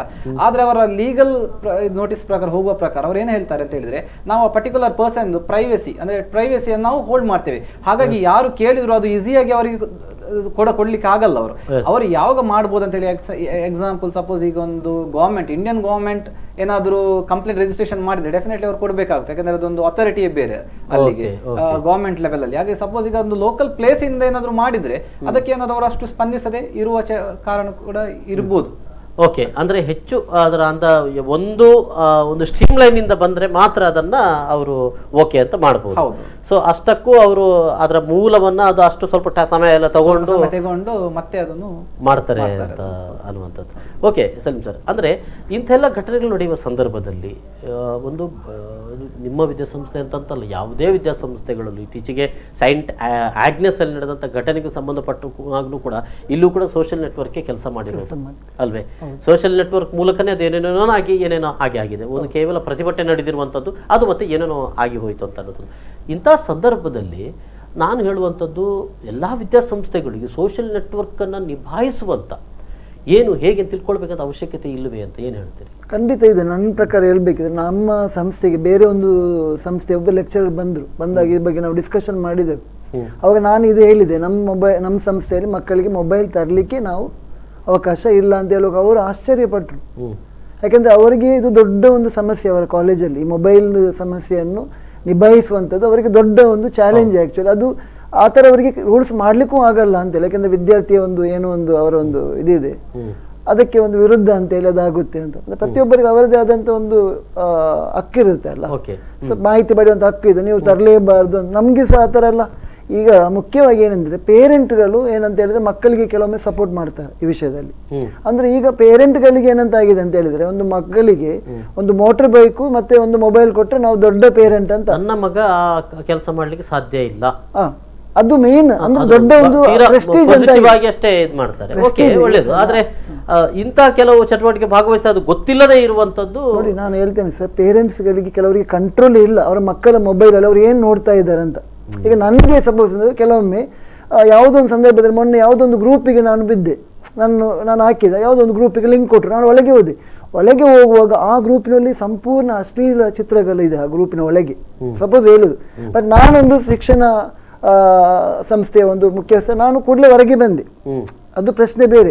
ಅದೇ ಒಂದು ಸಂದರ್ಭದಲ್ಲಿ ವಿದ್ಯಾರ್ಥಿ ಅದರ ಒಳಗೆ ಹೋಗಿದ್ರೆ ಏನಾಗ್ಬೋದು ಪರಿಸ್ಥಿತಿ, ಯಾವ ರೀತಿಯಾಗಿ ಅವನ ಒಂದು ಕ್ಯಾರಿಯರ್ ಯಾವ ತರ ಡಿಸ್ಟರ್ಬ್ ಆಗ್ಬೋದು, ಇದು ನಾವು ಆಲೋಚನೆ ಮಾಡುವಂಥದ್ದು. ಇದರ ಬಗ್ಗೆ ಪೇರೆಂಟಿಗೆ ಕಂಟ್ರೋಲ್ ಇಲ್ಲ. ಪೇರೆಂಟ್ ಏನ್ ಮಾಡ್ತಾರೆ, ಮೊಬೈಲ್ ಕೊಡ್ತಾರೆ, 2 ವೀಲರ್ ಕೊಡ್ತಾರೆ. ಸೊ ಮೊಬೈಲಲ್ಲಿ ಅವರಿಗೆ ಫಾಸ್ಟೆಸ್ಟ್ ಮೆಸೇಜ್ ಬರುತ್ತೆ, ಎಲ್ಲಿ ಬರಬೇಕು, ಏನು ಮಾಡಬೇಕು, 2 ವೀಲರಲ್ಲಿ ಅವರಿಗೆ ಕೂಡಲೇ ಅಪ್ರೋಚ್ ಆಗ್ಬೋದು. ಸೊ ಇದು ಎರಡು ಮಾಡಿಕೊಂಡು ವಿದ್ಯಾರ್ಥಿಗಳು ದುಶ್ಚಟಗಳಿಗೆ ಬಲಿಯಾಗ್ತಾರೆ. ಅವರು ಏನು ಆದಷ್ಟು ಬೇಗ ಒಂದು 2 ವೀಲರ್ ಕೊಡೋದು, ಆದಷ್ಟು ಬೇಗ ಒಂದು ಮೊಬೈಲ್ ಕೊಟ್ಟ ಕೂಡಲೇ ಪೇರೆಂಟ್ ಭಾವಿಸುವ. ಇಲ್ಲಿ ಹೇಳೋದು, ಮೊಬೈಲ್ಗಳನ್ನು ಕೊಡುವಾಗ ಇಲ್ಲಿ ನಾನು ಹೇಳೋದು ಮೊಬೈಲ್ನ ಒಂದಷ್ಟು ಇದಿದೆ. ಈ ಸ್ಟೂಡೆಂಟ್ಸ್ಗಳು ಕೊಡುವಾಗ ಅದು ಕಂಟ್ರೋಲ್ ಇದು ಮಾಡ್ಲಿಕ್ಕೆ ಸಾಧ್ಯ ಇಲ್ಲ. ಉಂಟು ಅದರಲ್ಲಿ. ಈಗ ಪ್ಯಾರೆಂಟಲ್ ಕಂಟ್ರೋಲ್ಸ್ ಅಂತೆಲ್ಲ ಯೂಸ್ ಮಾಡಿ ಅದನ್ನು ಇನ್ಸ್ಟಾಲೇಷನ್ಸ್ ಮಾಡಿ ಎಲ್ಲ ಕೊಡ್ಲಿಕ್ಕೆ ಆಗುತ್ತೆ. ಆದ್ರೆ ಮೊದಲು ನಾವು ಅಂತ ಹೇಳಿದ್ರೆ, ಈಗ ಹೆತ್ತವರಿಗೆ ಅದರ ಬಗ್ಗೆ ಅಂದ್ರೆ ಅಷ್ಟೆಲ್ಲ ಮಾಡ್ಲಿಕ್ಕೆ ಗೊತ್ತುಂಟ, ತಿಳುವಳಿಕೆ ಉಂಟಾ ಅಂತ ಹೇಳಿ ಅದು ನಾವು ತಿಳ್ಕೊಳ್ಬೇಕಾಗುತ್ತೆ. ಈಗ ಕೆಲವರು ಏನು ಮಾಡ್ತಾರೆ, ಫೋನ್ ಅಂತ ಹೇಳಿ ಎಷ್ಟು ಫೋನ್ ತಗೊಂಡು ಕೊಡ್ತಾರೆ. ಅಲ್ಲ, ಹೆತ್ತವರಿಗೆ ಮಕ್ಕಳೇ ಹೇಳ್ತಾರೆ ಅದು ಆಗಲ್ಲ, ಹೀಗೆ ಕಂಟ್ರೋಲ್ ಇಲ್ಲ, ಮಕ್ಕಳಿಗೆ ಕಂಟ್ರೋಲ್ ಮಾಡಿ, ಮಕ್ಕಳು ಹೆತ್ತವರಿಗೆ ಹೇಳುದು ಎಲ್ಲ ಈಗ ಎಲ್ಲ. ಹಾಗಿದ್ರೆ ಅದು ಆ ರೀತಿ ಮಾಡ್ಲಿಕ್ಕೆ ಸಾಧ್ಯ ಮಾಡ್ಲಿಕ್ಕೆ ಉಂಟು. ಆಕ್ಚುಲಿ ಅಂತದ್ದು ತುಂಬಾ ಆಪ್ಷನ್ಸ್ ಉಂಟು, ಆದ್ರೆ ಇದು ಅವರ ಕಂಟ್ರೋಲ್ ಅಲ್ಲಿ ಇರುವುದಿಲ್ಲ. ಈಗ ನೀವು ನೋಡಿರೋದಾದ್ರೆ ಹೋದ ಸಲ ಅದೊಂದು ಬ್ಲೂ ವೇಲ್ ಗೇಮ್ ಅಂತ ಹೇಳಿ ಬಂದಿತ್ತು, ಎಷ್ಟೋ ಮಕ್ಕಳನ್ನು ಬಲಿ ತಗೊಂಡಿತ್ತು ಅದು. ಆಕ್ಚುಲಿ ಅದು ಸಹ ಸೋಷಿಯಲ್ ಮೀಡಿಯಾ ಉಂಟು, ರಷ್ಯನ್ ವಿ ಕನೆಕ್ಟ್ ಅಂತ ಹೇಳುವ ಒಂದು ಸೋಷಿಯಲ್ ನೆಟ್ವರ್ಕಿಂಗ್ ಸೈಟ್ ಉಂಟು, ನಮ್ಮ ಫೇಸ್ಬುಕ್ ಉಂಟು, ಅಲ್ಲಿ ಅವರದೇ ಒಂದು ಸೈಟ್ ಅದೊಂದು. ಅಲ್ಲಿ ಅವ್ರು ಏನ್ ಮಾಡ್ತಾ ಅಂತೇಳಿ, ಈಗ ಮಾನಸಿಕ ಖಿನ್ನತೆಗೆ ಒಳಗಾದ ಅವರು ಪೋಸ್ಟ್ ಮಾಡ್ತಾರೆ ನೋಡಿ, ಈಗ ಐ ಆಮ್ ಸ್ಯಾಡ್ ಆ ಟೈಪ್ ಮಾಡಿ ಅಂತವರಿಗೆ ಇವರು ಮೆಸೇಜ್ ಕಳಿಸಿ ಅವರನ್ನು ಆಟ ಆಡಲಿಕ್ಕೆ ಪ್ರೇರೇಪಿಸಿ ಅವರನ್ನು ಆತ್ಮಹತ್ಯೆಗೆ ಟ್ರೈ ಮಾಡಿಸುದು, ಅಂತ ಸಿಚುವೇಶನ್ ಸಹ ಆಗಿದೆ ಇದರಿಂದ.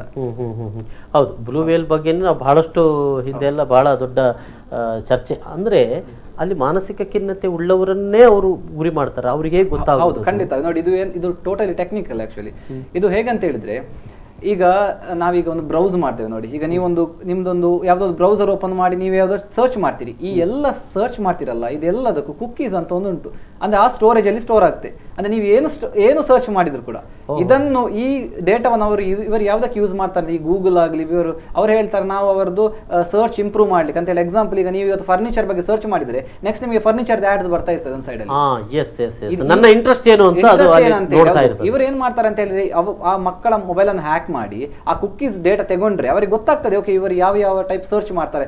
ಮಾನಸಿಕ ಖಿನ್ನತೆ ಒಳಗಾದವ್ರು ಏನು ಮಾಡ್ತಾರೆ, ಇದೇ ಟೈಪ್ ಇದು ಮೆಸೇಜಸ್ ಎಲ್ಲ ಅದರ ಬಗ್ಗೆ ಸರ್ಚ್ ಮಾಡ್ತಾ ಇರುವಾಗ ಅವ್ರಿಗೆ ಗೊತ್ತಾಗುತ್ತೆ ಓಕೆ ಇವರಿಗೆ ಏನಾದ್ರು ಇದೆ ಮೆಂಟಲ್ ಸಮಥಿಂಗ್ ಪ್ರಾಬ್ಲಮ್ ಏನಾದ್ರು ಉಂಟಾ ಅಂತೇಳಿ ಅಂತವರನ್ನೇ ಟಾರ್ಗೆಟ್ ಮಾಡಿ ಕಳಿಸ್ತಾ ಇದ್ದದ್ದು ಗೇಮ್. ಅದು ಅಂದ್ರೆ ಅದು ಅವರು ಹ್ಯಾಕ್ ಮಾಡುವಂತ. ಇಲ್ಲಿ ಆಕ್ಚುಲಿ ಈ ಸೋಷಿಯಲ್ ನೆಟ್ವರ್ಕ್ ನ ಇಲ್ಲಿ ಏನು ಅಂತ ಹೇಳಿದ್ರೆ ನಮ್ಗೆ ಮಾರ್ಕೆಟಿಂಗ್ ಮಾಡ್ಲಿಕ್ಕೆ ಏನ್ ಬೇಕಾಗುತ್ತ ಇವರು ಹಾಕಿದ್ರೆ ಅದನ್ನೇ ಅವರು ಹ್ಯಾಕ್ ಮಾಡ್ಕೊಂಡು ಅದನ್ನ ತಮಗೆ ಬೇಕಾದಂತ ರೀತಿಯಲ್ಲಿ ಆ ಗೇಮ್ ಮಾಡ್ತಾರೆ ಅಂತ ಅನ್ನೋದು. ಸರ್ ಇಲ್ಲಿ ಈ ಬ್ಲೂ ವೇಲ್ ಅಂತ ಗೇಮ್ ಮತ್ತೊಂದು ಇನ್ನೊಂದು ಇಲ್ಲಿ ಸ್ಟೂಡೆಂಟ್ಸ್ ಅಲ್ಲಿ ಅವರ ಮಾನಸಿಕವಾದಂಥ ಇದನ್ನ ನಿಮಗೆ ಅಂದರೆ ಮೊಬೈಲು ಮತ್ತು ಇದರಿಂದ ಗುರುತಿಸಲಿಕ್ಕೆ ಸಾಧ್ಯ ಆಗುತ್ತಾ? ಅವರ ಆ್ಯಕ್ಟಿವಿಟೀಸ್ಗಳು ಮತ್ತು ಮೊಬೈಲನ್ನು ನೋಡುವಂಥದ್ದು ಅವರ ಸ್ಟಡಿ ಮೇಲೆ ಅಂದರೆ ಸೋಷಿಯಲ್ ನೆಟ್ವರ್ಕ್ನ ಮೇಲೆ ಎಷ್ಟು ಡಿಪೆಂಡ್ ಆಗಿರ್ತಾರೆ ಅಂತ ಅನ್ನುವಂಥದ್ದು ಒಂದು ಎಜುಕೇಷನ್ ಇನ್ಸ್ಟಿಟ್ಯೂಷನ್ಸ್ಗೆ ಅದನ್ನು ಗಮನದಲ್ಲಿ ಇಡಲಿಕ್ಕೆ ಸಾಧ್ಯ ಆಗುತ್ತಾ ಅಂತ? ಖಂಡಿತ ಸಾಧ್ಯ ಆಗುತ್ತೆ. ಈಗ ನನ್ನ ಮಟ್ಟಿಗೆ ಹೇಳಬೇಕು, ನಮ್ಮ ಇನ್ಸ್ಟಿಟ್ಯೂಟ್ ನಾವು ಒಬ್ಸರ್ವ್ ಮಾಡಿದ್ದೇವೆ ಕಳೆದ ಕೆಲವು ವರ್ಷಗಳಿಂದ ಈ ಮೊಬೈಲ್ ಅವಳಿ ಹೆಚ್ಚಾದ ನಂತರ ರಿಸಲ್ಟ್ ತುಂಬ ಡೌನ್ ಆಗಿದೆ.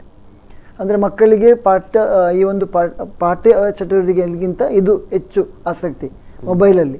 ಮತ್ತು ಬರೀ ವಾಟ್ಸಪ್ಪು ಮತ್ತು ಫೇಸ್ಬುಕ್ ಅಂತಲ್ಲ, ಈಗ ಅವರು ಹೇಳಿದಾಗೆ ಅದರೊಳಗೆ ಬೇರೆ ಬೇರೆ ಇದು ಅಪ್ಲೋಡ್ ಮಾಡುವಂಥ ಯಾವುದು ನಿಮ್ಮ ಬೇರೆ ಬೇರೆ ಇದುಂಟಲ್ಲ ಸರ್, ಯಾವುದು ಕೆಲವು ಸಾಫ್ಟ್ವೇರ್ಗಳು ಪ್ಲೇಸ್ಟೋರಿಗೆ ಹೋಗಿ ಪ್ಲೇಸ್ಟೋರಿಗೆ ಹೋಗಿ ಡೌನ್ಲೋಡ್ ಮಾಡುವಂಥದ್ದು ಅಪ್ಲಿಕೇಶನ್ಸ್ ಅಂತ ತುಂಬ ಇದೆ. ಅದರಲ್ಲಿ ಹೋಗ್ತಾರೆ. ಈಗ ಮ್ಯೂಸಿಕಲ್ಲಿ ಮತ್ತೊಂದು ಅದರಲ್ಲಿ ಹೋಗಿ ಅದರಲ್ಲಿ ಬೇರೆ ಬೇರೆ ವಿಡಿಯೋಸ್. ನಾನು ಇಲ್ಲೇನು ಹೇಳುವಂಥದ್ದಂದ್ರೆ ಓಕೆ ಈಗ ನೀವು ಮೊಬೈಲ್ ತರಬಾರ್ದು ಅಂತ ಹೇಳಿದ್ರೆ ಒಂದು ವೇಳೆ ತಂದಿರುವ ಪರಿಸ್ಥಿತಿಯಲ್ಲಿ ಸಂದರ್ಭದಲ್ಲಿ ಒಬ್ಬ ವಿದ್ಯಾರ್ಥಿ ಅವನು ಏನು ನೋಡ್ತಾನೆ, ಯಾವುದನ್ನು ಇದರಲ್ಲಿ ಡೌನ್ಲೋಡ್ ಮಾಡ್ತಾ ಇರ್ತಾನೆ ಅಂತ ಅನ್ನುವಂಥದ್ದನ್ನು ಒಂದು ಎಜುಕೇಷನ್ ಇನ್ಸ್ಟಿಟ್ಯೂಟ್ ಅವನ ಮೇಲೆ ಗಮನ ಇಡಲಿಕ್ಕೆ ಸಾಧ್ಯತೆ ಇದೆಯಾ ಅಂತ ಅನ್ನುವಂಥದ್ದು ಒಂದು ಬ್ರೇಕ್ನ ನಂತರ ಅದಕ್ಕೆ ಉತ್ತರವನ್ನು ಬಯಸ್ತೇನೆ. ಸಣ್ಣ ಬ್ರೇಕ್ ಬಳಿಕ ಮತ್ತೆ ಈ ಸಂವಾದ ಮುಂದುವರಿತದೆ.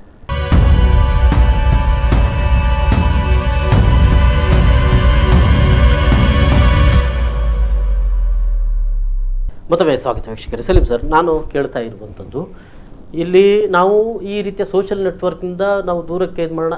ಓಕೆ, ನೀವು ನಿಮ್ಮ ಇನ್ಸ್ಟಿಟ್ಯೂಷನಲ್ಲಿ ಅಲ್ಲದಿದ್ದರೂ ಕೂಡ ಅವರು ಹೊರಗೆ ಬಂದೋ ಅಥವಾ ಅವ್ರ ಮನೆಗೆ ಹೋಗಿನೂ ಕೂಡ ಅದಕ್ಕೆ ಬಲಿಯಾಗಿ ಆಗ್ತಾ ಇರ್ತಕ್ಕಂಥದ್ದು. ಸೊ ಇಂಥ ಸಂದರ್ಭದಲ್ಲಿ ಆ ವಿದ್ಯಾರ್ಥಿಗಳನ್ನು ಕಂಟ್ರೋಲ್ ತರುವುದಂದ್ರೆ ಹೇಗೆ ಅಂತ? ಅದು ಈಗ ನೀವು ಒಂದು ಕಂಟ್ರೋಲಿಂಗ್ ಫ್ಯಾಕ್ಟರ್ ಬಗ್ಗೆ ಕೇಳ್ತಾ ಇದ್ದೀರಿ. ಸೊ ಎರಡು ಮಂದಿ ಕಂಟ್ರೋಲ್ ತರಲಿಕ್ಕೆ ಆಗೋದು, ಒಂದು ಪೇರೆಂಟು ಮತ್ತು ಸ್ಟೂಡೆಂಟ್. ಓಕೆ, ಈಗ ಒಂದು ಸ್ವಾರಸ್ಯಕರ ಘಟನೆ ನಿಮ್ಗೆ ಹೇಳ್ತೇನೆ. ಈಗ ಸಪೋಸ್ ಈಗ ಹುಡುಗಿಯರಿಗೆ ಸಂಬಂಧಪಟ್ಟ ಹಾಗೆ ನಾರ್ಮಲಿ ಏನಂತ ಹೇಳಿದ್ರೆ ಸ್ವಲ್ಪ ಕಂಟ್ರೋಲ್ ಇರುತ್ತೆ, ತಂದೆ ತಾಯಿ ಕಂಟ್ರೋಲ್ ಮಾಡ್ತಾರೆ. ನಮ್ಮ ಇನ್ಸ್ಟಿಟ್ಯೂಟ್ ಅಂತ ಒಂದು ಸ್ವಾರಸ್ಯಕರ ಘಟನೆ ಆಯಿತು. ಒಂದು ಹುಡುಗಿದ್ದು ಏನಾಗಿದೆ ಅಂತ ಹೇಳಿದ್ರೆ ಒಂದು ಹುಡುಗನಿಗೆ ಮೊಬೈಲ್ ನಂಬರ್ ಕೊಟ್ಟಿದ್ದಾರೆ, ಅವಳದಂತ ಕೊಟ್ಟಿದ್ದಾರೆ. ಬಟ್ ನಿಜವಾಗಿ ಅವಳಿಗೆ ಮೊಬೈಲ್ ಅಂತ ಇಲ್ಲ, ತಾಯಿದು ಮೊಬೈಲ್ ನಂಬರ್ ಕೊಟ್ಟಿದ್ದಾರೆ. ಸೊ ಹುಡುಗ ಏನ್ ಮಾಡ್ತಾ ಇದ್ದಾನೆ, ಮೆಸೇಜ್ ಮಾಡ್ತಾ ಇದ್ದಾನೆ. ಮನೆಯವರಿಗೆ ಗೊತ್ತಿಲ್ಲದಾಗಿ ಈ ತರ ಒಂದು ಆಗ್ತಾ ಇತ್ತು. ಒಂದಿನ ಏನಾಯ್ತು, ತಂದೆಗೆ ಸ್ವಲ್ಪ ಡೌಟ್ ಬಂದು ಹುಡುಗನ ಮೊಬೈಲ್ ಇದು ಹುಡುಗಿಯ ಮೊಬೈಲನ್ನು ತಕೊಂಡು ಹೋದ್ರು. ಸೊ ಹುಡುಗ ಏನ್ ಭಾವಿಸ್ತಾ ಇದ್ದಾನೆ, ನಾನು ಹುಡುಗಿಗೆ ಮೆಸೇಜ್ ಮಾಡ್ತಾ ಇದ್ದೇನೆ ಅಂತ. ಸೊ ಇವ ಏನ್ ಮಾಡ್ತಾನೆ, ಇಲ್ಲಿಗೆ ಬಾ ಅಲ್ಲಿಗೆ ಬಾ ಅಂತ ಹೇಳ್ಕೊಂಡು ನಿರಂತರ ಮೆಸೇಜ್ ಮಾಡ್ತಾ ಇದ್ದಾನೆ. ಹುಡುಗನ ತಂದೆ ಕೈಯಲ್ಲಿ ಮೊಬೈಲ್ ಇದೆ. ಸೊ ಹುಡುಗ ಏನ್ ಮಾಡ, ತಂದೆ ತಕೊಂಡು ಹೋದ್ರು ಅದನ್ನು. ಅವನು ಎಲ್ಲಿ ಹುಡುಗನ ಮೊಬೈಲ್ ಹುಡುಗನ ತಂದೆಯಲ್ಲಿಯೋ ಅಲ್ಲ, ಹುಡುಗಿಯ ತಂದೆ ಮೊಬೈಲ್ ಅನ್ನು ಇಟ್ಕೊಂಡು ಹೋಗ್ತಾರೆ. ಹುಡುಗ ಮೆಸೇಜ್ ಮಾಡ್ತಾ ಇದ್ದಾನೆ, ಹುಡುಗಿ ಅಂತ ಭಾವಿಸಿ ಹುಡುಗಿ ಓದ್ತಾರೆ. ಹುಡುಗ ತಂದೆ ಏನ್ ಮಾಡಿದ್ರು, ಹುಡುಗಿ ಅವನ ಮಗಳನ್ನ ಹಾಗೆ ಮೆಸೇಜ್ ಮಾಡ್ತಾ ಹೋದ್ರು, ಅವ್ರು ಹಿಡಿಲಿಕ್ಕೋಸ್ಕರ. ಹೀಗೆ ಹಾಗೆ ಹುಡುಗನ ತಂದೆ ಹುಡ್ಕೊಂಡು ಒಂದು ಕಡೆ ಬರ್ಲಿಕ್ಕೆ ಹೇಳಿದ, ಅಲ್ಲಿಗೆ ತಕೊಂಡು ಹೋಗ್ತಾರೆ ಮೊಬೈಲ್ ಅನ್ನು ಇವರು. ಅಂದ್ರೆ ಅಲ್ಲಿ ಸಹ ಒಂದು ಅಂಗಡಿಯಲ್ಲಿ ಅವನ ತಂದೆ ಅಂಗಡಿ, ಅದು ತಂದೆ ಅಂಗಡಿಯಲ್ಲಿ ಕೂತಿದ್ದಾನೆ. ಅವನ್ ತಂದೆ ಮೆಸೇಜ್ ಮಾಡ್ತಾನೆ ಇದ್ದಾನೆ ಇನ್ನೂ ಸಹ ಇವರು ಹೋಗುವಾಗ. ಅಂದ್ರೆ ಅವ್ರಿಗೆ ಗೊತ್ತಿಲ್ಲ ಅಲ್ಲ. ಆಮೇಲೆ ಇವರು ಹುಡುಗಿಯ ತಂದೆ ಹುಡುಗನ ತಂದೆ ಹತ್ರ ನೋಡಿ ತೋರಿಸ್ತಾ ಇದ್ದಾರೆ, ನೋಡಿ ಇದು ನಿಮ್ಮ ಮಗ ನೋಡಿ ಅಲ್ಲಿ ಕೂತ್ಕೊಂಡು ನೀವೇನ ಇಲ್ಲಿ ಅಂಗಡಿ ಕೆಲಸ ಮಾಡ್ತಾ ಇದ್ದೇನೆ ಅಂತ ನೀವು ಭಾವಿಸ್ತಿದ್ದೀರಲ್ಲ, ನನ್ನ ಮಗಳಿಗೆ ಮೆಸೇಜ್ ಮಾಡ್ತಾ ಇದ್ದಾನೆ ಅಂತ ತೋರಿಸಿದ್ರು ರೆಡ್ ಹ್ಯಾಂಡ್ ಅಲ್ಲಿ. ಒಂದು ಎಕ್ಸಾಂಪಲ್ ನಾನು ನಿಮಗೆ ಹೇಳುದು, ಕಂಟ್ರೋಲಿಂಗ್ ಯಾವಾಗ ಅಂದ್ರೆ ಪೇರೆಂಟ್ ಕೈಯಲ್ಲಿ ಕಂಟ್ರೋಲ್ ಖಂಡಿತ ಇರುತ್ತೆ. ಅವ್ರ ದಿನ ಅಲ್ಲಿ ಚೆಕಿಂಗ್ ಮಾಡುವಂಥದ್ದು ಅದೆಲ್ಲ ಮಾಡಿದ್ರೆ, ಈಗ ನಮ್ಗೆ ನಾವು ಕಂಟ್ರೋಲ್ ಅಂತ ಹೇಳಿದ್ರೆ ಈಗ ಮಕ್ಕಳೆಲ್ಲ ಮೊಬೈಲ್ಗೆ ಪಾಸ್ವರ್ಡ್ ಅಲ್ಲೂ ಕೂಡ ಕಂಟ್ರೋಲ್ ಅನ್ನುವಂಥದ್ದು ಅತಿರೇಕಕ್ಕೆ ಹೋದ್ರೆ ಆ ತಂದೆ ಒಂದು ಅತಿರೇಕ ಆಗಿರ್ತಿದ್ರೆ ಈ ಸಮಸ್ಯೆಯನ್ನ ಸರಿಯಾದ ರೀತಿಯಲ್ಲಿ ಆ ಮಕ್ಕಳನ್ನ ಒಂದು ಸರಿಯಾದಂಥ ರೀತಿಯಲ್ಲಿ ಬದಲಾವಣೆ ತರಲಿಕ್ಕೆ ಅಸಾಧ್ಯ ಅಂತ ಅನ್ನುವಂಥದ್ದು. ಅಂದ್ರೆ ಅವ್ರು ಬಂದು ಅವ್ರ ತಂದೆಯವರಿಗೆ ಹೇಳಿ ಮಾಡಿದ್ರಿಂದ ಸರಿಯಾಯ್ತು, ಅದಿಲ್ಲ ಅಂದ್ರೆ ಒಂದಷ್ಟು ಸಂಘರ್ಷ ಕಾರಣ ಅಂದ್ರೆ ಖಂಡಿತ ಆಗುತ್ತೆ. ಈಗ ಏನು ಗೊತ್ತಾ, ಯಾವುದೇ ಒಂದು ನೋಡಿ, ಅತಿ ಆದ್ರೆ ವಿಷವು ಅಮೃತ ಅಂತ ನಾವು ಹೇಳ್ತೇವೆ. ಇದರಲ್ಲಿ ಉಪಯೋಗ ಇಲ್ಲ ಅಂತ ನಾವು ಖಂಡಿತ ಇಲ್ಲ, ತುಂಬಾ ಉಪಕಾರ ಇದೆ. ನಾವು ಒಂದು ಕಲಿಕುವ ಒಂದು ಗ್ರೂಪ್ ಮಾಡ್ಬೋದು, ನೋಟ್ಸ್ ನಾವು ಕಲಿಸ್ಬೋದು, ಸಾಫ್ಟ್ವೇರ್ಗಳು ಎಜುಕೇಶನ್ ಸಾಫ್ಟ್ವೇರ್ ಡೌನ್ಲೋಡ್ ಮಾಡಿ ಸ್ಟಡೀಸ್ ಮಾಡ್ಬೋದು, ತುಂಬಾ ಬೆನಿಫಿಟ್ಸ್ ಇದೆ. ಬಟ್ ನಾವು ಅದನ್ನೆಲ್ಲ ಅವ್ರು ಯೂಸ್ ಮಾಡಲ್ಲ. ಎಲ್ಲಿ ಎಂಟರ್ಟೈನ್ಮೆಂಟ್ ಇದೆ, ಎಲ್ಲಿ ಮಿಸ್ಯೂಸ್ ಇದೆ, ಇದರ ಬಗ್ಗೆ ಹೆಚ್ಚು ಆಸಕ್ತಿ ಇರುತ್ತೆ. ಮತ್ತೆ ನಮಗೆ ಕಂಟ್ರೋಲ್ ಅಂತ ಹೇಳಿದ್ರೆ, ನಾವೀಗಂತೂ ಮೊಬೈಲ್ ತರಲಿಕ್ಕೆ ಬಿಟ್ಟಾಗ ಏನ್ ಮಾಡ್ಬೋದು, ಮೊಬೈಲ್ ಅನ್ನು ಸೀಸ್ ಮಾಡ್ಬೋದು. ಸೀಸ್ ಮಾಡಿ ನಮ್ಗೆ ನೋಡ್ಬೋದು ಅಂತ ಒಂದು ಆಸ್ ಎ ರೈಟ್ ಆಗಿ, ನಾರ್ಮಲಿ ಆ ರೈಟ್ಸ್ ಉಂಟಾ ಇಲ್ಲ ಅಂತ ಅದು ಸೆಕೆಂಡರಿ ಲೀಗಲಿ. ಫಸ್ಟ್ ಆಗಿ ಪೇರೆಂಟ್ಸ್ ಇದರ ಬಗ್ಗೆ ಜಾಗೃತಿ, ಪೇರೆಂಟ್ಗಂತ ಹೇಗೋ ರೈಟ್ಸ್ ಇದೆ ಅಲ್ಲ, ಅವ್ರು ಹೇಗೋ ಈಗ ನಾವು ಒಂದು ಮೊಬೈಲ್ ತೆಗೆದು ಅವ್ನು ಪಾಸ್ವರ್ಡ್ಸ್ ಹಾಕಿರ್ತಾನೆ, ಕೆಲವೊಮ್ಮೆ ಕೊಡಲ್ಲ ಪಾಸ್ವರ್ಡ್ ಕೇಳಿದ್ರೆ, ನಾವು ಜಬರ್ದಸ್ತಿ ಪಾಸ್ವರ್ಡ್ ತಗೊಂಡು ನೋಡಿ ಅದೊಂದು ರೀತಿಯಲ್ಲಿ ಏನಾಗುತ್ತೆ ಅಂತ ಹೇಳಿ ಸಂಘರ್ಷಕ್ಕೆ ಆದಿ ಮಾಡಿ ಕೊಡ್ತದೆ. ಅದಕ್ಕಿಂತ ಬೆಟರ್ ಪೇರೆಂಟ್ಗಳಿಗೆ ಮಕ್ಕಳಲ್ಲಿ ಕಂಟ್ರೋಲ್ ಮಾಡಿ ಅವ್ರು ಯಾವ ರೀತಿಯಾಗಿ ಅದನ್ನ ತಕೊಂಡು ಹೋಗ್ತಾರೆ. ಖಂಡಿತವಾಗಿ ಮೊಬೈಲ್ ತೆಗೆದುಕೊಳ್ಳದೇ ಇರುವುದು, ಕೊಡದೇ ಇರುವುದು, ಅದ್ರ ಕೊಟ್ಟರು ಕೂಡ ಕೇವಲ ಒಂದು ಕಾಲ್ ಮಾಡುವಂತ ರೀತಿಯಲ್ಲಿ ಆಪ್ಸ್ ಗಳನ್ನು ಸ್ವಲ್ಪ ಕಂಟ್ರೋಲ್ ಆಗುವ ರೀತಿಯಲ್ಲಿ ಅದೇನು ನೋಡ್ಬೇಕಂತ ಇದು ಸಾಧ್ಯ ಇದೆಯಾ ಹೇಗೆ? ಯಾಕಂತ ಹೇಳಿದ್ರೆ ಈಗ ಏನಾಗ್ತಾ ಇದೆ ಅಂತ ಹೇಳಿದ್ರೆ, ನೀವೀಗ ಸ್ಕೂಲ್ಸ್ ಗಳಲ್ಲಿ ನೋಡ್ಬೋದು, ಈಗ ಅಡ್ವಾನ್ಸ್ ಕೆಲವು ಸ್ಕೂಲ್ಸ್ ಅಲ್ಲಿ ಎಲ್ಲ ಸ್ಕೂಲ್ಸ್ ಇಂದಲೇ ಟ್ಯಾಬ್ಸ್ ಪ್ರೊವೈಡ್ ಮಾಡ್ತಾರೆ ಈಗ ಮಕ್ಕಳಿಗೆ, ನಿಮ್ಗೆ ಗೊತ್ತಿರ್ಬೋದು. ಅಂತ ಹೇಳಿದ್ರೆ ಅದು ಸ್ಟಡಿ ಮೆಟೀರಿಯಲ್ಸ್ ಅಂತ ಹೇಳಿ, ಸ್ಟಡಿ ಮೆಟೀರಿಯಲ್ಸ್ಗೋಸ್ಕರ ಅದಕ್ಕೆ ಇಂಟರ್ನೆಟ್ಸ್ ಉಂಟು ಅದರಲ್ಲಿ. ಈಗ ನೀವು ಹೈಯೆಸ್ಟ್ ಸ್ಕೂಲ್ಸ್ಗೆ ಹೋಗುದಾದ್ರೆ ಈಗ ಅಲ್ಲಿ ಎಲ್ಲ ಏನಾದ್ರು ಇಂಟರ್ನೆಟ್ ಕೊಡ್ತಾರೆ, ಟ್ಯಾಬ್ ಕೊಡ್ತಾರೆ, ಹಾಗಾಗಿ ಅಲ್ಲಿ ಅವರು ಹೈಯೆಸ್ಟ್ ಆಗಿ ಯೂಸ್ ಮಾಡ್ತಾರೆ. ಈಗ ಇವರು ಏನ್ ಮಾಡ್ಬೋದು ಅಂತ ಹೇಳಿದ್ರೆ, ನಂಗೆ ಮೊಬೈಲ್ ಕೊಡದೇ ಇರುವುದು ಅದು ಸೆಕೆಂಡ್ ವಿಷಯ. ಅದರಲ್ಲಿ ಈಗ ಏನ್ ಮಾಡ್ಬೋದು ಅಂತ ಹೇಳಿದ್ರೆ, ಇದಕ್ಕೇನಾದರೂ ಕಂಟ್ರೋಲ್ ಮಾಡುವಾಗ ಈಗ ಅಪ್ಲಿಕೇಶನ್ಸ್ ಕೆಲವು ಉಂಟು, ಸಾಫ್ಟ್ವೇರ್ ಅಪ್ಲಿಕೇಶನ್ಸ್ ಯೂಸ್ ಮಾಡಿ, ಅಡ್ಮಿನ್ ಕಂಟ್ರೋಲ್ ಯೂಸ್ ಮಾಡಿ ಅದನ್ನು ಅವರಿಗೆ ಯಾವುದು ಬೇಕಾದದ್ದು ನೋಡಿ ಆ ಸೈಟ್ಸ್ಗೆ ಮಾತ್ರ ವಿಸಿಟ್ ಆಗುವ ಸಾಧ್ಯ ಉಂಟು. ಅದು ಸಾಧ್ಯ. ಈಗಾಗಲೇ ನೀವು ಬೇರೆ ಬೇರೆ ಇನ್ಸ್ಟಿಟ್ಯೂಷನ್ಗೆ ಮಾಡಿದ್ದೀರಿ? ನಾವು ಮಾಡಿದ್ದೀವಿ, ಯಾಕಂದ್ರೆ ನಮ್ಮ ಹತ್ರ ಉಂಟು ಅಪ್ಲಿಕೇಶನ್ಸ್ ಎಲ್ಲ. ಯಾಕಂದ್ರೆ ಅದು ಇನ್ಸ್ಟಾಲೇಷನ್ಸ್ ಮಾಡಿ ಈ ಸೈಟ್ಸ್ಗೆ ಮಾತ್ರ ಅಲೌಡ್ ಉಂಟು. ಇದು ಇಲ್ಲಿ ಮಾತ್ರ ಅಲ್ಲ ನೋಡಿ, ಈ ಪ್ರಾಬ್ಲಮ್ ಕೇವಲ ಸರ್ಚ್ ಕೊಟ್ಟರು ಅದು ಸಿಗೋದಿಲ್ಲ. ಇದು ಸ್ಟೂಡೆಂಟ್ಸ್ಗೆ ಮಾತ್ರ ಪ್ರಾಬ್ಲಮ್ ಅಲ್ಲ. ಈ ಕಂಪನೀಸ್ ಇನ್ಫೋಸಿಸ್, TCS ಯಾವುದೇ ಕಂಪನೀಸ್ಗೆ ಹೋಗಿ ಅಲ್ಲಿ ಕೂಡ ಅಲ್ಲಿ ನೆಟ್ವರ್ಕಿಂಗ್ ಅಡ್ಮಿನ್ ಅಂತ ಇರ್ತಾರೆ. ಅವ್ರು ಏನ್ ಮಾಡ್ತಾರೆ ಅಂತ ಹೇಳಿದ್ರೆ, ಬೇರೆ ಉಳಿದ ವೆಬ್ಸೈಟ್ಗೆಲ್ಲ ಹೋಗ್ಲಿಕ್ಕೆ, ಅಲ್ಲಿ ಯೂಟ್ಯೂಬ್ ಕೂಡ ಹೋಗ್ಲಿಕ್ಕಿಲ್ಲ. ಯಾಕಂತ ಹೇಳಿದ್ರೆ ಇವರು ಕುತ್ಕೊಂಡು ವಿಡಿಯೋಸ್ ನೋಡ್ತಾ ಇದ್ರೆ ಕೆಲಸ ಆಗುದಿಲ್ಲಲ್ಲ. ಅದಕ್ಕೋಸ್ಕರ ಅವ್ರು ಏನ್ ಮಾಡ್ತಾರೆ, ಯಾವುದಕ್ಕೆ ರಿಲೇಟೆಡ್ ಆಗಿರುವುದುಂಟು, ಈಗ ಪ್ರೋಗ್ರಾಮಿಂಗ್ ಇದೆ, ಪ್ರೋಗ್ರಾಮಿಂಗ್ ಇದು ಮಾತ್ರ ಆ ಸೈಟ್ಸ್ಗೆ ಮಾತ್ರ ಅವರಿಗೆ ಹೋಗ್ಲಿಕ್ಕೆ ಮಾತ್ರ ಅವಕಾಶ ಇರ್ತದೆ, ಉಳಿದಕ್ಕೆಲ್ಲ ಬ್ಯಾನ್ ಮಾಡಿರ್ತಾರೆ ಅವರು. ಓಕೆ. ಸೊ ಇದು ಸಾಧ್ಯತೆ ಇದೆ. ಓಕೆ, ಈ ಒಂದು ವೇಳೆ ಎಜುಕೇಶನ್ ಅಂದ್ರೆ ನಾವೆಲ್ಲೋ ಮೊಬೈಲ್ ತರಬೇಡಿ ಅಂತ ಹೇಳುವಂಥದ್ದು ಕೆಲವು ಮಟ್ಟಿಗೆ ಆಗಿದ್ರು ಕೂಡ, ಕೆಲವೊಮ್ಮೆ ಅನಿವಾರ್ಯ ಪರಿಸ್ಥಿತಿ ತಂದ್ರೂ ಕೂಡ ನೀವು ಹೇಳಿದಂತ ರೀತಿಯಲ್ಲಿ ಅದನ್ನ ಜಾಮ್ ಮಾಡೋದು ಅಥವಾ ಈ ಅಡ್ಮಿನ್ಗಳು ಒಂದಷ್ಟು ಅದ್ರ ಕಂಟ್ರೋಲ್ ಮಾಡ್ಲಿಕ್ಕೆ ಸಾಧ್ಯತೆ ಇದೆ.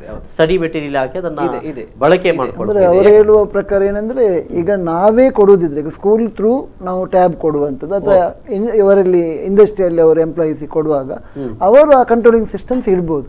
ನಾವೀಗ ಮಾತಾಡುವಂಥದ್ದು ಏನಂದ್ರೆ, ಜನರಲ್ ಮೊಬೈಲ್ ಅವರ ಕೈಗೆ ಸಿಕ್ಕಿದಾಗ ಅವರ ಪೇರೆಂಟ್ಸ್ ಕೈಯಿಂದ ಅಥವಾ ಫ್ರೆಂಡ್ಸ್ ಕೈಯಿಂದ ಅವ್ರು ಪರ್ಚೇಸ್ ಮಾಡಿ ಆ ಮೊಬೈಲ್ ಮೇಲೆ ನಮ್ಗೆ ಯಾವುದೇ ಕಂಟ್ರೋಲ್ ಇಲ್ಲ. ಸ್ಕೂಲಲ್ಲಿ ಟ್ಯಾಬ್ ಕೊಟ್ಟಾಗ ಅದಕ್ಕೆ ಬೇಕಾದಾಗ ಅವರು ಹೇಳಿದಾಗೆ ಕಂಟ್ರೋಲಿಂಗ್ ಮಾಡಿ ನಾವೇನ್ ಮಾಡ್ಬೋದು, ಕಂಟ್ರೋಲಿಂಗ್ ಮಾಡ್ಬೋದು.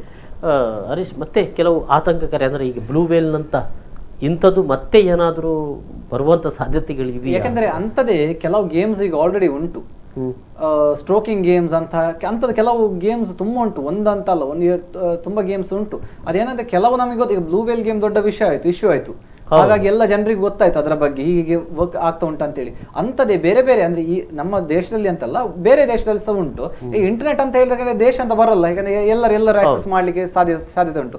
ಹಾಗಾಗಿ ಅದರಲ್ಲಿ ಅದರಿಂದ ಯಾರಾದ್ರೂ ಪ್ರಾಣಹಾನಿ ಆಗಿದೆ ಇಲ್ವಾ ಅಂತ ಹೇಳಿ ಈಗ ಏನು ಅಂತ ನ್ಯೂಸ್ ಏನು ಗೊತ್ತಿಲ್ಲ. ಆಗಿರ್ಬೋದು, ಆಗದಿರಬಹುದು, ಗೊತ್ತಿರುವುದು. ಒಂದ್ ವೇಳೆ ಆಗಿದ್ರೆ ಇದರಿಂದ ಆಗಿದೆ ಅಂತ ಗೊತ್ತಿರುವುದಿಲ್ಲ. ಅವ್ರು ಯಾವ್ದೋ ಒಂದು ಕಾರಣವನ್ನು ಹೇಳಿ ಕೂಡ ಸುಸೈಡ್ ಮಾಡಿದ್ದಾರೆ ಅಂತ ಹೇಳ್ಬೋದು. ಓಕೆ, ಹಾಗಿದ್ರೆ ಕೇವಲ ಒಂದು ಬ್ಲೂ ವೇಲ್ ಅಲ್ಲ, ಇಂಥ ಬಹಳಷ್ಟು ಇದು ಖಿನ್ನತೆಯ ಮನಸ್ಸುಗಳನ್ನ ಅದು ಇದು ಮಾಡ್ತಾ ಇರ್ತದೆ ಅಂತ ಅನ್ನುವಂಥದ್ದು. ಸೊ ಇಲ್ಲಿ ಹೇಗೆ ಜಾಗರೂಕರಾಗುವುದು ಅಂತ ಇಂಥವುಗಳಿಂದ, ಅಂದ್ರೆ ಗೇಮ್ಸ್ ಅನ್ನೇ ಆಡುವಂತ ಒಂದು ಜಾಮೀನಿಂದ ಹೊರಗೆ ಬರಬೇಕು ಅವರು. ನೋಡಿ ಇದಕ್ಕೆ ಜಾಗೃತಿ ಅಂತ ಹೇಳಿದ್ರೆ ಇವರು ಹೇಳಿದಾಗೆ ಒಂದು ಮನೆಯವರು ಮತ್ತೆ ಇನ್ನೊಂದು ಇನ್ಸ್ಟಿಟ್ಯೂಷನ್ಸ್, ಈಗ ಒಂದು ಸ್ಕೂಲ್ಸ್ ಆಗಲಿ ಕಾಲೇಜ್ ಆಗಲಿ ಇನ್ಸ್ಟಿಟ್ಯೂಷನ್ಸ್ ಆಗಲಿ ಇವರು ಅವರಿಗೆ ಅದಕ್ಕೆ ರಿಲೇಟೆಡ್ ಆದ ಮಾಹಿತಿಯನ್ನು ಕೊಡ್ತಾ ಇರಬೇಕು ಅಂತ ಹೇಳಿದ್ರೆ, ನೀವು ಇದು ಈ ರೀತಿ ಕೆಟ್ಟ ಚಟಕ್ಕೆ ಏನಾದ್ರು ಬಿದ್ರೆ ನಿಮ್ಗೆ ಈ ರೀತಿ ಏನಾದ್ರು ಪ್ರಾಬ್ಲಮ್ ಆಗುತ್ತೆ ಅಂದ್ರೆ ಬೇರೆಯವರ ಎಕ್ಸಾಂಪಲ್ಸ್ ಕೊಟ್ಟು, ಅಂದ್ರೆ ಹೀಗೆ ನೀವು ಮಾಡಿದ್ರೆ ಈ ರೀತಿ ಕೆಟ್ಟ ದುಷ್ಪರಿಣಾಮ ಬೀಳ್ಬಹುದು ಅವರ ಲೈಫ್ ಬಗ್ಗೆ, ಆ ರೀತಿ ಅಂತ ಹೇಳಿ ಆ ರೀತಿ ಏನಾದ್ರು ಕಾಳಜಿ ಅಂದ್ರೆ ಹೇಳಿದ್ರೆ ಇನ್ಫಾರ್ಮೇಶನ್ಸ್ ಕೊಡುವಂತ ಒಂದು ಮನಸ್ಥಿತಿ ಬರ್ಬೇಕಾಗುತ್ತೆ. ಯಾಕಂದ್ರೆ ಇವರು ಹೆತ್ತವರು ಕೂಡ ಇದು ಮಾಡ್ಬೇಕು, ಈವನ್ ಟೀಚರ್ಸ್ ಎಲ್ಲ. ಓಕೆ, ಆಕ್ಟಿವಿಟೀಸ್ ಕಡಿಮೆ ಆಗಿದೆಯಾ, ಏನ್ ಅನ್ಸಿದೆ ನಿಮಗೆ? ಇತ್ತೀಚಿನ ದಿನಗಳಲ್ಲಿ ಮನುಷ್ಯ ಹೋಗಿ ಆಟ ಆಡೋದು ಕಡಿಮೆ ಇಲ್ಲ. ನೀವು ಎಲ್ಲಿ ನೋಡಿ, ಈಗ ಪ್ರತಿಯೊಂದು ಫ್ಲಾಟ್ ಅಲ್ಲಿ ಹಿಂದೆ ಎಲ್ಲ ನೋಡಿ ಮಕ್ಕಳು ಹೊರಗೆ ಗ್ರೌಂಡಿಗೆ ಬರ್ತಾ ಇದ್ರು, ಆಟ ಆಡ್ತಾ ಇದ್ರು, ಬೇರೆ ಬೇರೆ ಚಟುವಟಿಕೆಯಲ್ಲಿ ಇದ್ರು. ನಿಜವಾಗಿ ಅವರು ಆರೋಗ್ಯವಾಗಿ ನೋಡ್ಬೇಕಿದ್ರು ಸಹ. ಈಗ ಮೊಬೈಲಲ್ಲೇ ಆಟ ಆಡೋದು, ಮೊಬೈಲಲ್ಲೇ ಆಟ. ಆಕ್ಚುಲಿ ಅವರ ಐಸಿಗೆ, ಮೈಂಡಿಗೆ, ಪ್ರತಿಯೊಂದು ದೇಹಕ್ಕೆ. ಮತ್ತೆ ನಾನು ಇನ್ನೊಂದು ಮಾತು ಹೇಳಿದೆ, ನಾವು ವಿದ್ಯಾರ್ಥಿಗಳನ್ನು ಮಾತ್ರ ಹೇಳ್ತೇವೆ. ಮೊನ್ನೆ ನಮ್ಮ ಪ್ರಾಂಶುಪಾಲರು ಒಂದು ಸ್ಪೀಚಲ್ಲಿ ಹೇಳಿದ್ರು, ಇದು ಅತಿಯಾಗಿ ಉಪಯೋಗ ಮಾಡಿ ವಿದ್ಯಾರ್ಥಿಗೆ ಮಾತ್ರ ಅಲ್ಲ, ಪ್ರತಿಯೊಬ್ಬರಿಗೂ ಇದು ಹಾನಿ ಅಂತ. ಅಂದ್ರೆ ಆಕ್ಟಿವಿಟೀಸ್ ಕಡಿಮೆ ಆಗಿದೆ, ಫಿಸಿಕಲಿ ಆಕ್ಟಿವಿಟೀಸ್ಗಳು ಕಡಿಮೆ ಆಗಿದೆ ಅಂತ ಆಗಿದೆ. ಮನಸ್ಸನ್ನ ಗಟ್ಟಿ ಮಾಡ್ಲಿಕ್ಕೆ ಸಾಧ್ಯತೆ ಇದೆಯಾ ಹರೀಶ್? ಅಂದ್ರೆ ಕಂಪ್ಯೂಟರ್ನಿಂದ ನಾವು ಮನಸ್ಸನ್ನು ಕೂಡ ಬೆಳವಣಿಗೆ ಪಡಿಸಲಿಕ್ಕೆ ಸಾಧ್ಯತೆ ಇದೆಯಾ, ನಾವು ಅಭಿವೃದ್ಧಿ ಆಗ್ಲಿಕ್ಕೆ ಸಾಧ್ಯತೆ ಇದೆಯಾ ಅಂತ ಅನ್ನೋದು. ಕೆಲವು ಹೇಗಂತ ಹೇಳಿದ್ರೆ, ಈಗ ಕೆಲವು ಈ ಮಕ್ಕಳು ಏನ್ ಮಾಡ್ತಾರೆ ಅಂತ ಹೇಳಿದ್ರೆ, ಈಗ ಇವ್ರು ಹೇಳಿದಾಗ ಅದು ಮ್ಯೂಸಿಕಲ್ ಅಂತ ಹೇಳಿ ಕೆಲವೊಂದು ಆಪ್ಸ್ ಅಂತೆಲ್ಲ ಹೇಳಿದ್ದಾರೆ. ಕೆಲವರು ಏನು ಮಾಡ್ತಾರೆ, ಅದರಲ್ಲಿ ತೊಡಕೊಂಡು ಏನು ಕೆಲವು ಆಕ್ಟಿವಿಟೀಸ್ ಮಾಡ್ತಾ ಇರ್ತಾರೆ ಅಂತ ಹೇಳಿದ್ರೆ ಅವರ ಕ್ರಿಯೇಟಿವಿಟಿ ಅಂತ ತಗೊಂಡು ಬರ್ತಾ ಇದ್ದಾರೆ. ಈಗ ಇನ್ಸ್ಟಾಗ್ರಾಮ್ ಆಗಿರ್ಬೋದು, ಯೂಟ್ಯೂಬ್ ಅಲ್ಲಿ ಆಗಿರ್ಬೋದು. ಮೊದಲು ಏನಿತ್ತು, ಮೊದಲು ಅಂತ ಹೇಳಿದ್ರೆ ಅವರ ಕ್ರಿಯೇಟಿವಿಟಿಯನ್ನು ಹೊರಗಡೆ ತರಲಿಕ್ಕೆ ಆಗ್ತಾ ಇರಲಿಲ್ಲ. ಈಗ ಸಪೋಸ್ ಒಬ್ಬರು ಆಕ್ಟಿಂಗ್ ಮಾಡ್ತಾರೆ, ಆ ಆಕ್ಟಿಂಗ್ ಅನ್ನು ಹೊರಗಡೆ ತೋರಿಸಲಿಕ್ಕೆ ಏನು ಆಪ್ಷನ್ಸ್ ಇರಲಿಲ್ಲ. ಈಗ ಅಂತದಕ್ಕೆ ಒಂದು ಯೂಟ್ಯೂಬ್ ಅಥವಾ ಇನ್ಸ್ಟಾಗ್ರಾಮ್ ಅಂತ ಹೇಳಿ ಒಂದು ಸಣ್ಣ ಪ್ಲಾಟ್ಫಾರ್ಮ್ ಆದ್ರೂ ಉಂಟು. ಅದು ಅಂತ ಹೇಳಿ ಅಡ್ವಾಂಟೇಜ್ ಸೈಡ್ ಇಂದ ಹೇಳಿ ಬಹಳ ಮಂದಿ ಡಬ್ ಸ್ಮ್ಯಾಶ್ ಮೂಲಕನೇ ಆಕ್ಟರ್ ಆದವರು ಇದ್ದಾರೆ. ಖಂಡಿತ ಬೆನಿಫಿಟ್ ಇದೆ, ಖಂಡಿತವಾಗಿದೆ. ಹಾಗಾಗಿ ಅದು ಏನಾಗುತ್ತೆ ಅಂತ ಹೇಳಿದ್ರೆ, ಸೊ ತುಂಬಾ ಜನರು ಅವರಿಗೆ ಲೈಕ್ಸ್ ಮಾಡಿ ಆಗುವಾಗ ಕೆಲವು ಪ್ರೋತ್ಸಾಹ ಸಿಕ್ಕಿ ಅವರದ್ದು ಅಂತ ಹೇಳಿದ್ರೆ, ಈಗ ಮನೆಯಲ್ಲಿ ಕೆಲವರು ಏನ್ ಮಾಡ್ತಾರೆ, ಈಗ ನೀವು ಯಾವುದಕ್ಕೆ ಯೂಸ್ ಆಗದೆ ಇರುವವರಂತ ಬೈದ್ರು ಕೂಡ ಅಂದ್ರೆ ಹೊರಗಿನ ಜಗತ್ತಲ್ಲಿ ಅವರಿಗೆ ಏನಾದ್ರು ಸ್ವಲ್ಪ ಸಪೋರ್ಟ್ ಸಿಗುವ ಚಾನ್ಸಸ್ ಕೂಡ ಉಂಟು. ಅಂದ್ರೆ ಅದೊಂದು ಬೆನಿಫಿಟ್ ಆಗಿರ್ಬೋದು. ಇತ್ತೀಚಿನ ಮಕ್ಕಳು ತುಂಬಾ ಆಕ್ಟಿವ್ ಆಗಿ ಇರ್ತಾರೆ. ಅಂದ್ರೆ ಎಲ್ಲಿಂದಪ್ಪ ಬಂತು ಇವರಿಗೆ ಈ ಆಕ್ಟಿವಿಟಿ ಅಥವಾ ಆಕ್ಟಿವ್ನೆಸ್ ಅಥವಾ ಆಕ್ಟಿಂಗ್ ಮೇಲೆ ಸ್ಕಿಲ್ಸ್ ಅಥವಾ ಸಿಂಗಿಂಗ್, ಹಾಡೋದು ಬಹಳ ಚೆನ್ನಾಗಿ ಹಾಡೋದು? പക്ഷെ ಇದೆಲ್ಲ ಸ್ವಲ್ಪ ಇನ್ಸ್ಪಿರೇಷನ್ ಇದೆ ಅಂತ ಅನಿಸೋದಿಲ್ವಾ? ಖಂಡಿತ ಸೋಷಿಯಲ್ ನೆಟ್ವರ್ಕ್ ಅಲ್ಲಿ ಬೆನಿಫಿಟ್ಸ್ ಇದೆ, ಈಕ್ವಲ್ ಆಗಿ. ನಾನು ಯಾವ ಬೆನಿಫಿಟ್ ಏನು ಇಲ್ಲ ಅಂತ ನಾವು ಹೇಳಿದೆ, ಬಟ್ ಕಂಟ್ರೋಲಿಂಗ್ ಫ್ಯಾಕ್ಟರ್ಸ್ ಮಾತ್ರ ಅಲ್ಲಿ ನಾವು. ತಂದೆ ತಾಯಿ ಕೂಡ ಆಕ್ಟಿವಿಟೀಸ್ ಮಾಡ್ಲಿಕ್ಕೆ ಅವರಿಗೆ ಸಮಯ ಇಲ್ಲ, ಮಕ್ಕಳಿಗೆ ಟೈಮ್ ಕೊಡುದಿಲ್ಲ. ಆದ್ರೆ ಮಗು ಅದನ್ನ ಮೊಬೈಲ್ ಮೂಲಕ ಪಡ್ಕೊಳ್ತಾ ಇದೆ. ಅದು ಸಹ ಸರಿಯೇ, ಯಾಕಂದ್ರೆ ಈಗ ಪೇರೆಂಟ್ಸ್ ಗಳಿಗೆ ಅವರ ಕೆಲಸ ಎಲ್ಲ ನಿಬಿಡವಾಗಿರ್ತಾರೆ, ಅವರಿಗೆ ಮಕ್ಕಳಿಗೆ ಟೈಮ್ ಕೊಡ್ಲಿಕ್ಕೆ ಟೈಮ್ ಇಲ್ಲ. ಈಗ ಅವರಿಗೆ ಮೊಬೈಲ್ ಒಂದು ರೀತಿಯಲ್ಲಿ ಥರ್ಡ್ ಪೇರೆಂಟ್ ಆಗಿದ್ದಾರೆ. ಈಗ ಮೊಬೈಲ್ ಇದಕ್ಕೆ ಥರ್ಡ್ ಪೇರೆಂಟ್ ಅಷ್ಟೇ, ಅದೇ ನಾನು ಹೇಳ್ತೇನೆ, ಥರ್ಡ್ ಪೇರೆಂಟ್ ಆಗಿದ್ದಾರೆ. ಸೊ ಆ ಮೂಲಕ ಈಗ ಇವರು ಹೇಳಿದಾಗೆ ಒಳ್ಳೆ ಪ್ಲಾಟ್ಫಾರ್ಮ್ ಕೊಡ್ತದೆ ನಿಜವಾಗಿ ಅಂತ ಹೇಳಿದ್ರೆ. ಇವತ್ತು ತುಂಬಾ ಈವನ್ ಈಗ ನೋಡಿ, ಈಗ ನಾವು ಯಾವುದಾದ್ರು ಡಿಸ್ಕಷನ್ಸ್ ಈಗ ನಾವು ಇಂಥ ಒಂದು ಚಾನಲ್ ಅಲ್ಲಿ ಬಂದು ಮಾಡ್ತೇವೆ. ಈಗ ಇಂಥ ಡಿಸ್ಕಷನ್ಸ್ ಎಲ್ಲ ಫೇಸ್ಬುಕ್ ಅಲ್ಲಿ ಇವತ್ತು ಆಗ್ತಾ ಇದೆ. ಫೇಸ್ಬುಕ್ ಅಲ್ಲಿ ಒಂದು ಅವೇರ್ನೆಸ್ ಅಲ್ಲಿ ಮಾಡ್ಲಿಕ್ಕೆ ಆಗುತ್ತೆ. ಹಾಗಾಗಿ ಬೆನಿಫಿಟ್ಸ್ ಇದೆ, ಮಕ್ಕಳಿಗೆ ಅವರ ಟ್ಯಾಲೆಂಟ್ಸ್ ಅನ್ನು ತೋರಿಸಲಿಕ್ಕೆ ಅವಕಾಶ ಇದೆ. ಮತ್ತೆ ಈಗ ಕೆಲವು ವಿಡಿಯೋಸ್ ಅಲ್ಲಿ ರೀಸೆಂಟ್ಲಿ ಯಾವುದೋ ಒಬ್ಬರು ಒಂದು ಫಂಕ್ಷನ್ ನೋಡಿರ್ಬೋದು, ಒಂದು ಫಂಕ್ಷನ್ ಅಲ್ಲಿ ಒಂದು ಓಲ್ಡ್ ಮ್ಯಾನ್ ಡ್ಯಾನ್ಸ್ ಮಾಡಿದ ಒಂದು ಮ್ಯಾರೇಜ್ ಅಲ್ಲಿ, ಬಹುಶಃ ನಂಗೆ ಹೆಸರು ಮಾಡ್ತು ಇತ್ತು, ಗೋವಿಂದದ್ದು ಒಂದು ಪ್ರೊಫೆಸರ್, ತುಂಬಾ ವೈರಲ್ ಆಯ್ತು ನೋಡಿ. ಎಷ್ಟು ಫೇಮಸ್ ಅಂತ ಹೇಳಿದ್ರೆ ಕೊನೆಗೆ ಅವರು ಗೋವಿಂದ ಆಕ್ಟರ್ ಅವರನ್ನ ಅಲ್ಲಿ ಕರೆದು ಮೀಟ್ ಆದ್ರು. ಅಂದ್ರೆ ಅಷ್ಟರ ಮಟ್ಟಿಗೆ ಈಗ ಅವರು ದೊಡ್ಡ ದೊಡ್ಡ ಪ್ಯಾನೆಲ್ ಅಲ್ಲಿ ಡಿಸ್ಕಷನ್ ಮಾಡ್ತಾ ಇದ್ರು, ಅವರಿದು ಡಿಸ್ಕಷನ್ ಆಗ್ತಾ ಇದೆ. ಸಾಮಾನ್ಯ ವ್ಯಕ್ತಿ, ಒಬ್ಬ ಪ್ರೊಫೆಸರ್, ನಮ್ಮಾಗಿ ಒಬ್ಬ ಲೆಕ್ಚರರ್ ಯಾವುದೋ ಒಂದು ಮ್ಯಾರೇಜ್ ಅಲ್ಲಿ ಒಂದು ಡ್ಯಾನ್ಸ್ ಮಾಡಿದ್ದು ಅಷ್ಟು ಒಂದು ವೈರಲ್ ಆಗಿ ಅವರು ಇವತ್ತು ವರ್ಲ್ಡ್ ಫೇಮಸ್. ಇವತ್ತು ಆಲೋಚನೆ ಮಾಡಿ, ಅಂದ್ರೆ ಅಂತ ಒಂದು ಪ್ಲಾಟ್ಫಾರ್ಮ್ ಎಲ್ಲಿಂದ ಸಿಕ್ಕಿತ್ತು? ಸೋಷಿಯಲ್ ನೆಟ್ವರ್ಕ್ ತಾನೆ. ಇಂದ ಬಹಳಷ್ಟು ಉದಾಹರಣೆಗಳು ಸಿಗ್ತದಲ್ಲ. ಯಾಕಂತ ಹೇಳಿದ್ರೆ ಇದು ಅಂತಲ್ಲ, ಇನ್ನೊಂದು ನಾನು ಅಂತ ಹೇಳಿದ್ರೆ, ನಾವೀಗ ಈ ಪ್ರಾಜೆಕ್ಟ್ಸ್ ಎಲ್ಲ ಮಾಡ್ತಾರೆ, ಈಗ ಸ್ಟೂಡೆಂಟ್ಸ್ ಫೈನಲ್ ಇಯರ್ ಪ್ರಾಜೆಕ್ಟ್ಸ್ ಎಲ್ಲ ಈ ಎಲೆಕ್ಟ್ರಾನಿಕ್ಸ್ ಪ್ರಾಜೆಕ್ಟ್ಸ್ ಮಾಡುವಂತದ್ದು. ಇವರು ಏನ್ ಮಾಡ್ತಾರೆ ಅಂತ ಇವರಿಗೆ ಕೆಲವೊಮ್ಮೆ ಅದರ ಮಾಹಿತಿ ಗೊತ್ತಿರುವುದಿಲ್ಲ. ಈ ಯೂಟ್ಯೂಬ್ ಅಂತ ಅಪ್ಲಿಕೇಶನ್ ಅಂತ ಹೇಳಿದ ಒಂದು ಅಪ್ಲಿಕೇಶನ್ಸ್ ಇದ್ದ ಕಾರಣ ಇವರು ಅಲ್ಲಿ ಹೋಗಿ ಅದರಲ್ಲಿ ಎಲೆಕ್ಟ್ರಾನಿಕ್ ಡಿವೈಸಸ್ ಹೇಗೆ ಮಾಡುದು, ಒಂದು ಪಿನ್ ಟು ಪಿನ್ ಹೇಗೆ ಮಾಡ್ತಾರೆ ಅಂತ ಹೇಳಿ ಕರೆಕ್ಟ್ ಆಗಿ ಒಂದು ಗೊತ್ತಾಗಿ ಅದನ್ನೇ ಇವರ ಒಂದು ಕ್ರಿಯೇಟಿವಿಟಿ ಮಾಡಿ ಇವರು ಪುನಃ ಅದನ್ನ ಅಪ್ಲಿಕೇಶನ್, ಇವರು ಮಾಡಿದ ಅಪ್ಲಿಕೇಶನ್ ಯೂಟ್ಯೂಬ್ ಅಲ್ಲಿ ಹಾಕಿ ಅಂದ್ರೆ ಅಂತ ಕ್ರಿಯೇಟಿವಿಟಿ ಅದನ್ನೆಲ್ಲ ಡೆವಲಪ್ ಮಾಡಿ ಖಂಡಿತ ಸಾಧ್ಯ ಇದೆ.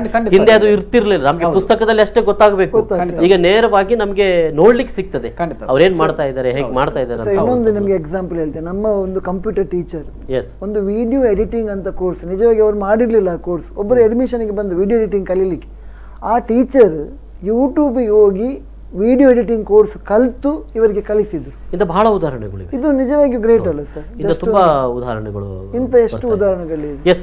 ಈಗ ಹರೀಶ್ ಅವರೇ, ಅಂದ್ರೆ ಇಲ್ಲಿ ಇದು ಎಲ್ಲಿವರೆಗೂ ಹೋಗ್ಬೋದು ಅಂದ್ರೆ ನನಗೆ ಆಂಟಿ ಸೋಷಿಯಲ್ ಆಕ್ಟಿವಿಟೀಸ್ ಇದರಲ್ಲಿ ನಡೀತಾ ಇರೋ, ಸೋಷಿಯಲ್ ನೆಟ್ವರ್ಕ್ ನಡೀತಾ ಇರುವಂಥದ್ದು ಅಂತ ಇನ್ನೂ ನಾವು ಆತಂಕಗೊಳ್ಳುವಂಥ ರೀತಿಯಲ್ಲೇ ಈ ಟೆಕ್ನಾಲಜಿಗಳು ಹೋಗ್ತವೆಯಾ? ಇನ್ನು ಯಾವ ಯಾವ ಟೆಕ್ನಾಲಜಿಗಳು ಯಾವ ರೀತಿ ಬರ್ಬೋದು ಅಂತ ನಿಮ್ಮ ಟೆಕ್ನಾಲಜಿ ಪಾಸಿಟಿವ್ ನೆಗೆಟಿವ್ ಎರಡು?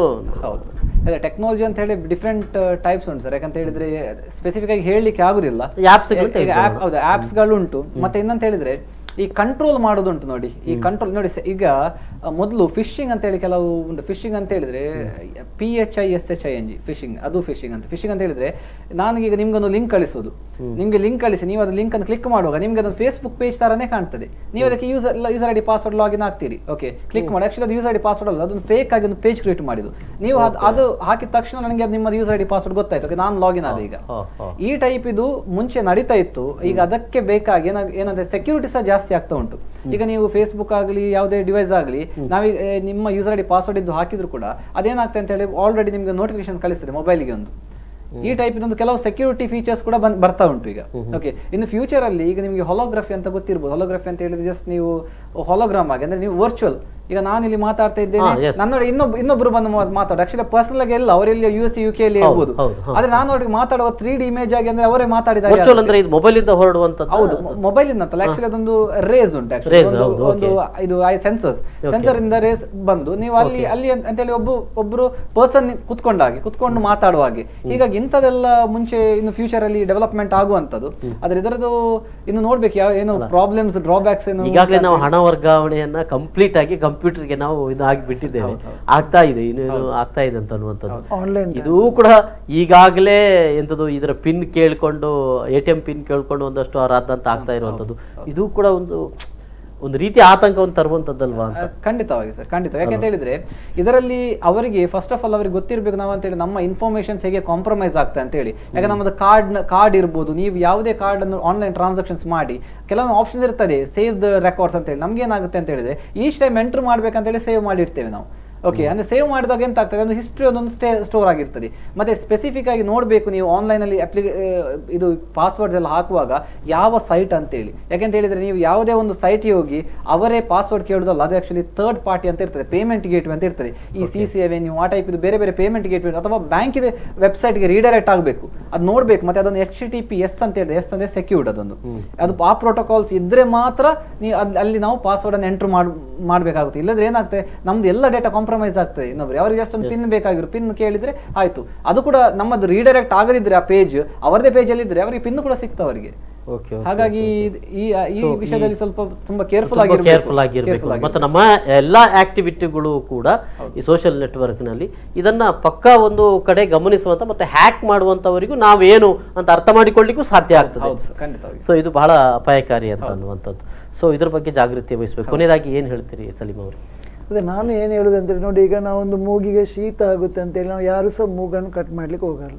ಅದಕ್ಕೆ ಮದ್ದು ಮಾಡುವಂತ ಕೆಲಸ ಮಾಡ್ಬೇಕಂತ ಅಂದ್ರೆ ಟೆಕ್ನಾಲಜಿ ಅದು ಈಗ ನಮ್ಗೆ ಇದು ಈ ಏರಿಯಾದಲ್ಲಿ cannot live without technology is a must.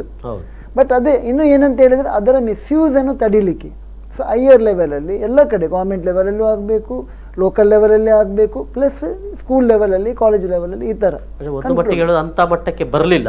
ಆದ್ರೆ ನಾವು ಕಳಿಸುವಂತ ಒಂದಷ್ಟು ಇದೇನಿದೆ ರಾಧಾಂತಗಳು, ನಾವೇ ಏನೇನೋ ಸೃಷ್ಟಿ ಮಾಡಿಕೊಂಡು ಸುಳ್ಳು ವದಂತಿಗಳನ್ನ ಕಳಿಸಿ ಸಂಘರ್ಷಕ್ಕೀಡಾಗಿರುವಂತದ್ದು ಇದೇ ಈಗ ಇತ್ತೀಚೆಗೆ ಬಹುಶಃ ಮಂಗಳೂರು ಪ್ರದೇಶಕ್ಕೆ ಜಾಸ್ತಿ ಆಗಿರುತ್ತೆ. ಇದೇ ಸಂಘರ್ಷಕ್ಕೆ ಕೆಲವರೆಂದ್ರೆ ಅದನ್ನೇ ಒಂದು ಹುದ್ದೆ ಮಾಡಿಕೊಂಡಿದ್ದಾರೆ ವಾಟ್ಸ್ಆಪ್ ಅಲ್ಲಿ. ಉದ್ದೇಶಕ್ಕೆ ಇರಲಿ ಅಥವಾ ಈಗ ಫಿಲ್ಮ್ ಬರಲಿ ಅಥವಾ ಯಾವ್ದಕ್ಕೆ ಬರಲಿ ನೆಗೆಟಿವ್ ಪಬ್ಲಿಸಿಟಿಯನ್ನು ಸ್ಟಾರ್ಟ್ ಮಾಡುದು ಜಾಸ್ತಿ ಆಗಿದೆ ಎಲ್ಲರಿಂದ.